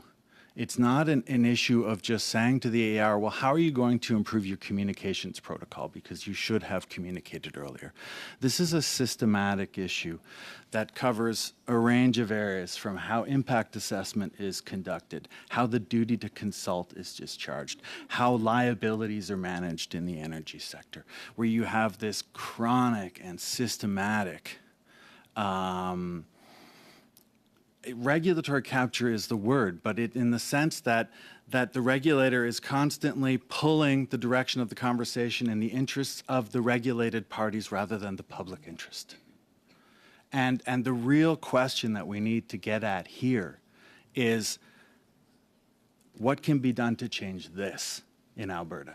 Because it is a chronic problem, and it is one of the underlying issues that we need to address. And so it's not just about changing Alberta or the AER's communications protocol. It's about how do we build a regulator that is truly independent of the industry it's regulating and is actually able to discharge the public interest and hold the public confidence. Mr. Stuckless, briefly, so we can go on to Mr. Blakey. You have something to add? Yes, I do. I just wanted to make it known to the committee as well that the Fort McKay Métis Nation is embarking on federal recognition of our rights. Currently, in discussions we have with the federal government, there is no recognition of the Fort McKay Métis Nation's sovereignty. We are going to be taking that. We've actually judicially reviewed the Métis Nation of Alberta Canada agreement signed a couple of weeks ago. We just want to be ourselves, and that needs to be clear. So we just received provincial credible assertion, which is a step towards the rights recognition in Alberta. We need to be taking the steps federally and also improving on that in Alberta. And many of our sister communities are along that path as well. But it's a long, long road. Thank you. Mr. Blakey, welcome to the committee. Thank you very much. I'm honored to be here. And I want to start just by saying thank you to our witnesses for, I think, their courage and willingness to share the vulnerability of their communities in the face of some awful things, and in a place that historically has been not only insensitive to these concerns, but has sometimes villainized Indigenous people for speaking these truths and actively having sought to harm them. And I want to come back to what Mr. Clark was saying about the need for a truly independent regulatory process that isn't just trusted by industry, although I think it has to be trusted by industry in some way, but it also has to be trusted by the people for whom that regulation matters in terms of the health of their land and of their people. And so my question is really about the extent to which you believe it's imperative that that Indigenous peoples whose lands are affected by developments have a seat at the table of the regulator, so that you can raise your concerns and your experience directly as part of the regulatory process, instead of talking around this table about, well, what can we do to the process so that it's still fundamentally outsiders that are making all these decisions, but that you feel you'll be more heard rather than being at the table. And so I'm hoping that folks can speak to that, and I'm happy to hear from anyone who wants to speak to that, but I thought I might start with Ms. Martin because she's here representing Willow Lake Métis Nation, and I know we've heard answers from some of the other nations, so maybe start there and then go to the other nations. Just the nature of, we're talking about building a better regulatory process. Obviously, there is a major failure here. I take the point that this is a structural failure. It's not a one-off. So to what extent is it important that Indigenous people with lands that are affected by projects be part of the regulatory process at the table, as opposed to trying to figure out how that process happening with other people who aren't on the lands affected can be trusted by you? Well, definitely. That it directly impacts us, and we should definitely have a seat at the table. It would make more sense. We should be able to have a say on how and what they're doing to our environment. And what kind of resources do you think should be made available to your communities in order to participate meaningfully in a regulatory process?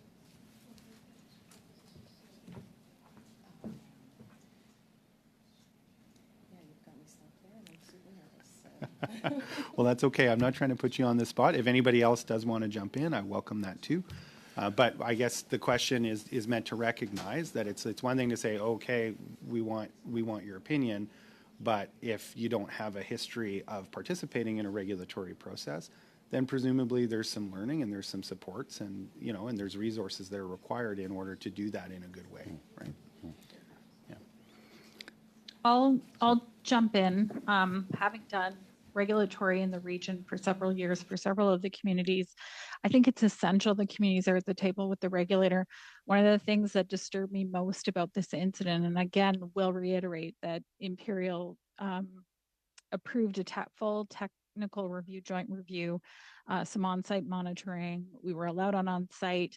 I think they've been very transparent. The one thing that interests me is there was a round of what are called supplemental information requests, which the regulatory body does send out as they're attempting to get more information around an issue.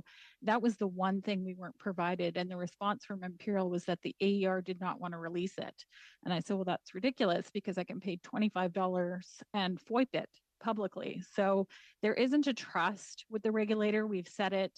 Multiple of the communities have said that this regulator is regulatory captured.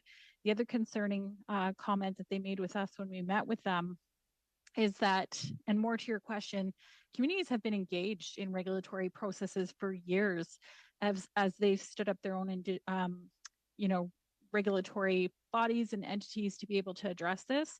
What is concerning us most is that those submissions aren't being heard or considered. The AER, when they spoke with us, we've been doing tailing submissions and reviews on all of the tailings reports each of these industries do annually for several years now.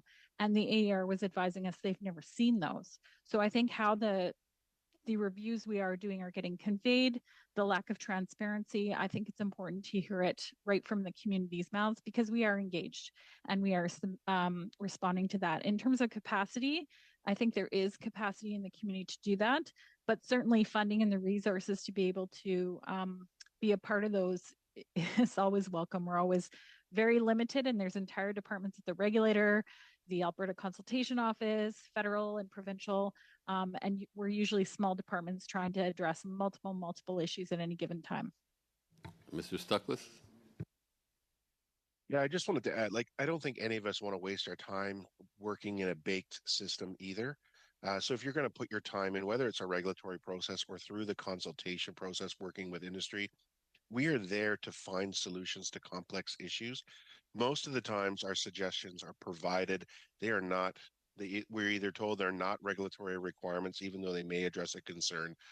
And they often get dismissed of, well, we'll continue to talk later. You give us our permit, we'll go develop, and then when we encounter more issues, we'll talk and we'll talk and we'll talk. And that's the responses that seem to get passed in approvals, as well. You have to continue to talk to people. And so you can continue to impact people or infringe on their rights and continue to talk, but you don't resolve anything. And so these unresolved issues become perpetual, they become repetitive, and the next hearing they get stacked on, and then the next hearing they get stacked on, or we get smarter and we change the wording or whatever, and we attack it from a different angle. But at the end of the day, it's a baked system and nothing changes. And the biggest example I can point the committee to that is when you look at federal approvals, whether it's a pipeline or a major project, it doesn't have to be oil and gas, and you look at the list of conditions and who those conditions are addressing issues for. In the federal system, it's, you've seen, whether it was Northern Gateway or whether you've seen a LNG project, and there's like hundreds of conditions. You have to do this. You have to have this committee. You have to, you will, reclaim this way. But in Alberta, on provincially regulated projects with this regulator, you get conditions that the proponent puts on itself, and there's a half a dozen, right? It is cookie cutter, day in, day out, no changes, no extra work, standardized terms of reference, limited scope type of approvals.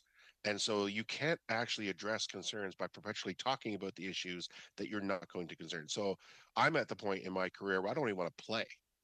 I don't want to play that game. I don't want to waste my time. If we can do an impact benefit agreement and get around it that way, then we can have some resolve with the company. That might work. My interests are protected, right, in the IBA, because the Crown won't engage. It's a system where the Crown talks to us doesn't talk to us, the proponent does, et cetera, et cetera. So there's just no resolve on those big issues. I was just given sign that we can extend to 1:45. So what we'll do is that we'll launch a second round. but one question to each MP only. Please, a short question and a short answer if possible. Mr. McLean, one question, please. 5 minutes here, Mr. Speaker. Well, that's enough for a full round. You said No, we're that- going to 1:45. Yeah, so 20 minutes is enough for a full round here. Actually, normally a full round is 5, 25 minutes. 2.5, and 2.5 25 is minutes. 15. Normally, we're actually wasting time right now, but Yeah. So, but normally a so, round Mr. is Speaker, the it's second 5 round minutes, is 20. 5 minutes for the us. second round is 25 minutes normally. I figure if everyone gets one question, it's going to be at least 3 minutes per. Well, let me check that math with you, Mr. Chairman. It's 5 minutes for the Conservatives, 5 minutes for the Liberals, 2.5 for the Bloc, and 2.5 for the NDP. That's usually about 15 minutes by my math.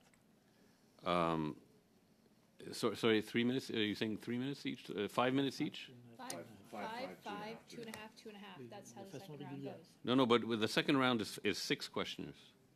But let's just start 5, 2.5, 2.5, and then if there's time, that last bit can be split up. I think that would be fair. Is that what you want? Okay. Yeah. Okay, go ahead then. 5 minutes, but I'll be strict on the time. Thank you, Mr. Chair. Number one, the thing we're looking at here most is the necessity of clean water, and there's enough boil water advisories in First Nations across this country that we understand that to get things right, maybe instead of actually having boil water advisories to fix things, we can actually not have it in the first place, which would be don't foul up this water. Now, this is a very important watershed, the Athabasca River leading into the Slave River, leading into the Mackenzie Delta. So there's a whole bunch of pollution effects if one of these tailings dams goes wrong. We know that. We've known that for years.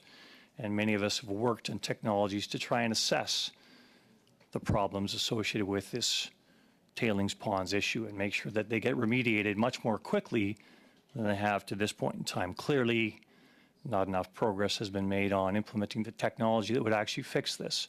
But the moral hazard is huge, and we're witnessing that today at this hearing. And everybody, we have to make sure this doesn't happen. This is our water. This is something that needs to make sure we have as pristine so that people that drink this water and people that use this water can continue to use it as they always have. So let me go into the whole issue here where we are. And what I've heard from many of the witnesses here is the issue around regulatory capture. Now, the AER, the Alberta Energy Regulator, is a quasi-judicial body set up by the Alberta government to make sure there is no political conflict between the government and the regulator that oversees the industry. And what I'm hearing here is telling me, and what I've seen actually in some of the data points here, is maybe this reporting mechanism isn't clear. It's not just clear as far as your organizations go, but it's not clear for the government of the Northwest Territories, which is obviously impacted by this as well and has an agreement with the government of Alberta. If anything happens here, we expect to be notified. And they clearly weren't. The question is, when was the Alberta government notified? And the Minister of the Environment in Alberta tells me they were notified at the same time as the AER put out their public notice, which was February 7th. A public notice is one thing, but getting directly involved with the communities that are affected would have been much more effective. This is obviously a breach of a system, a breach of communication, something that hasn't gone right here in process. So in trying to get, like I say, we talk about regulatory capture of the by the industry, and yet this is a quasi-judicial body. So the Alberta government's not involved with this decision. It's the industry going right to the regulator, and the regulator having a process there that obviously the information isn't getting to the people and the legislative bodies, including the government of Alberta and the government of Northwest Territories, that are affected. Let me ask Mr. Stuckless, first of all, because you talked about this, negligence. When you talk about negligence, how would you fix what seems to be a clear breach of an ability of the regulator to kind of make sure we actually are regulating this effectively? Go ahead. Well, my point of view is not a great one. I think you need to scrap it and build it back. I don't think that it's salvageable in its current form. Okay. And that's not to dismiss Mr. Pusher's efforts. He seemed genuine in his approach on wanting to fix it, but I do think it's got a cultural problem that can't be resolved. This has been an amalgamation of multiple departments and changing mandates over time. It hasn't blended well. It's had a leadership issue from almost the start, and it goes back decades. Thank you. So I think it needs to be restruck. Thank you. Well, the question was Mr. Greigard, did I understand? Or No, that was the question. And I'll ask the same question of Mr. Noseworthy, please. So normally this doesn't happen, but I agree wholeheartedly with my colleague from Fort McKay. I think the entire organization has been around too long. It needs a refresher. The people that are appointed to the board of the AER are not appointed by air. They're appointed by people that sit in chairs in the Legislative Assembly of Alberta. And so there's an issue there that you need to address as well. So the political power of industry is much more than the political power of the communities, unfortunately. And so we need to correct that. We need to take the politics out of the regulation and start to take care of people's health with the regulation. That's my recommendation. Thank you. Mr. Longfield for 5 minutes. Or Ms. Thompson. Or Ms. Okay, my list is not up to date, but go ahead. Thank you, Mr. Chair. I also want to thank the witnesses for being here today to discuss a very serious matter. And I would like to start with Mr. Stuckless. Given what you said about the credibility of the Alberta Energy Regulator and the nature of the environmental assessments that are being done by the province of Alberta, what do you think that says to the need for the federal government to be involved in some of these environmental assessments to ensure that there's rigorous conditions that are placed upon future developments? I wholeheartedly support it, and I am on record representing multiple communities in support for that approach. Was a public supporter of Bill C-69 and the new agency that has been created, and have worked favorably with the agency on a number of projects and the approach that it's taken.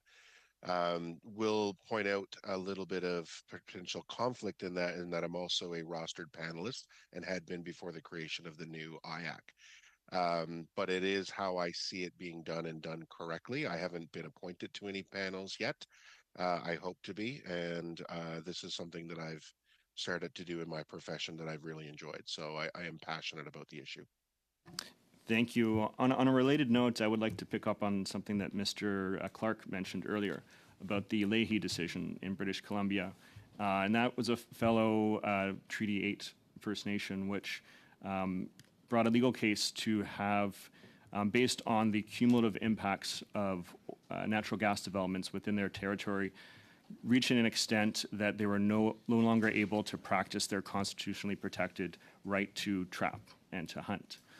And since then, earlier this year, there has been a new approach launched by the province of BC for co-management of things like land, water, and natural resources.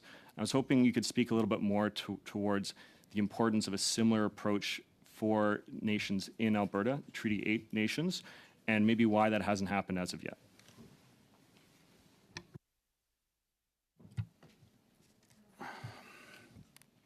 I think this speaks to the earlier point of the tiered nature of treaty and Aboriginal rights in Canada. For instance, there's a pipeline now under the CER process running in northwestern Alberta and northeastern BC. And the management of cumulative effects of this project, the discrepancy is stark. BC is at the table, it is working with the nations, Alberta is nowhere to be seen. Why hasn't it happened in Alberta? The simple answer is nobody has taken Alberta to court yet. But that is coming, it's inevitable. The cumulative disturbances in Alberta far exceed, in much of the province, what we see in the northeast of BC.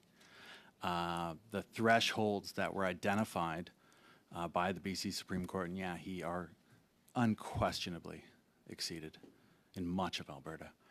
And so it's a matter of not if, but when. Thank you. Next question I'd like to ask to Ms. Martin. I know there's many nations that have asked to do their own independent testing of the what's happening on site at Curl. And the response from the company has been that they will allow independent review of the monitoring that they do, but not allow the nations themselves to do independent monitoring on site. And I was hoping you could maybe speak to or just comment on that. So Willow Lake Métis Nation is actually involved in the oil sands monitoring program as well. We are fairly new. It's our second year in the program. We do have folks here that we go out and do the water sampling. So I don't see why we couldn't get in on that monitoring and things with Imperial as well. I feel like we would have capacity to do such. Madame Posey. Madame Posey, yes, Mr. Chair. I will give my questioning time to Ms. May. Thank you very much, my dear colleague. To be able to participate in today's critical panel, I want to thank all the witnesses in both panels, if I could put that on the record. I'm going to try to ask a question about something that hasn't been asked yet, and that is the nature of the agreements that are signed between First Nations and Métis and Imperial. These have been referenced as the impact benefit agreements by Chief Adam and others, and I think Mr. Noseworthy specifically said there's things I can say and things I can't say because of the agreement. Without revealing what you can't say, can you describe the nature of your obligations to keep certain things between you and the company and what things you're allowed to talk about? Can that be described? Mr. Noseworthy, thank you. So I can tell you I have an agreement with them. Our community has an agreement with them. Beyond that, I wouldn't be able to say anything more. There's an agreement, for instance, in British Columbia government I'm aware of between the Pachadot First Nation and the government of BC, which says the First Nation must not allow protests to begin against the resource exploitation on their territories. Is that something you can comment on as being completely unheard of in Alberta, or is that, I know you can't say if that's in the agreements, I understand that. I'm wondering if the nature of the agreement precludes speaking to anything that could be considered critical of the industry. So I think I've been critical here today, so I'm not breaching the agreement. But I would say that it is a picket fence that we walk on every day. And we need to make sure that we're respecting and honoring our agreements, and we do that. Otherwise, we wouldn't have entered into them. But the agreement itself did not protect our community from what happened, right? And so we're working now with the regulator who apparently appeared out of nowhere. I never even knew who the head of the regulator was until he phoned me and asked me for a meeting. So from that, you can take, I think, an answer. Thanks for your attempts at candor. I understand constraints. I've just wanted to share, I went gazillion years ago before I was in politics with the Sierra Club of Canada. I actually participated in the environmental review of the Curl Lake proposed mine. And I remember clearly Imperial saying that state of the art for tailings pond management. No need to worry about leaks. And I remember Dr. David Schindler, when he started documenting the leaks, his reputation was attacked. I just wonder if in hindsight, did the environmental assessment process get to the truth, or were we sandbagged by industry? Defer to Tim on this. I wasn't involved in that specific environmental impact assessment process. I can say, as Dan has suggested here, the environmental impact assessment process in Alberta is extraordinarily weak. The first thing that we did when the new federal legislation was passed was scan the list of designated projects to figure out how we can get things designated for federal review, because the provincial review is so deeply inadequate. And you know, a lot of these issues go to, I think, a deeper issue of the progressive privatization of the duty to consult, which has been downgraded from a responsibility of the federal crown to the provinces. then to industry, and then increasingly to third parties contracted by industry. And so if you want to talk about the psychological effects of feeling like you don't matter, your voice isn't heard, that's a pretty clear indication to me of where the priority on Indigenous rights and Indigenous people rest in this process. Thank you. Mr. Blakey. Thank you very much. So we've talked today a fair bit about the role that trust plays in good regulatory processes that unfortunately politics seems to play in regulatory processes. And, you know, I'm thinking about this place and noting that, you know, in respect of the Canadian Environmental Protection Act recently, we saw after a bill passed second reading in the House, we saw Liberals and Conservatives vote to take tailing ponds out of the Canadian Environmental Protection Act and to leave provinces to their own devices on that. When we talk about the role of trust and politics in establishing good regulatory processes, was that a step in the right direction or was it a step in the wrong direction? And what does that say to your communities in respect of where this place, Parliament, is at in trying to address the concerns that you've raised today?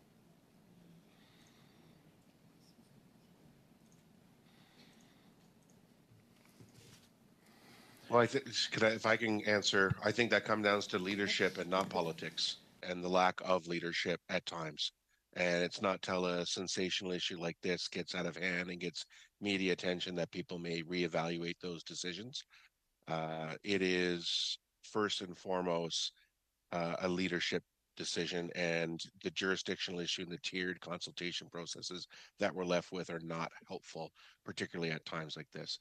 More so the eroded trust that occurs when things like this happens. You need to know that the security is there to do the right thing. It's great to have all the legislation in the world if you're never going to use it, or you're going to absolve yourself from the responsibility in fear of votes. Well, that's a different issue as well. But it leaves folks like us on the front line then trying to hold people to accountable who don't want to be held accountable. Yeah, I think clearly that's not what we would have liked to see, and it's now a situation where the federal government is now coming to the region through its Crown Indigenous Working Group and talking about changing legislation and developing a regulation to allow for the release of this process water, as they call it. And they came with a timeline that was totally unrealistic, with a budget that was totally unrealistic, tried to think that they could come and sort of ram this through fast. And that's why one of our messages here, a consistent message, is that work needs to be done properly, and it needs to be backed by a regional assessment under the Impact Assessment Act of this region. That we have 60 years of open pit oil sands mining and we know almost nothing about the cumulative effects is appalling, and absolutely appalling. And that alone is reason for the minister to authorize a regional assessment in this region, because how can we assess our rights moving forward when you're talking about cities worth of tailings ponds that are going to be released if we have no baseline from where we're even starting from? Parfait. Alors, merci. Notre réunion. Okay, thank you. Our meeting is drawing to a close. It was extremely interesting and essential. And so we are back Thursday at 3:30, and we will welcome representatives from Imperial Oil. And everything that came out today in our sitting will help us to ask questions of the company's representative. I wish you a good day, and I thank you for your participation. And MPs, we will see you on Thursday. Thank you.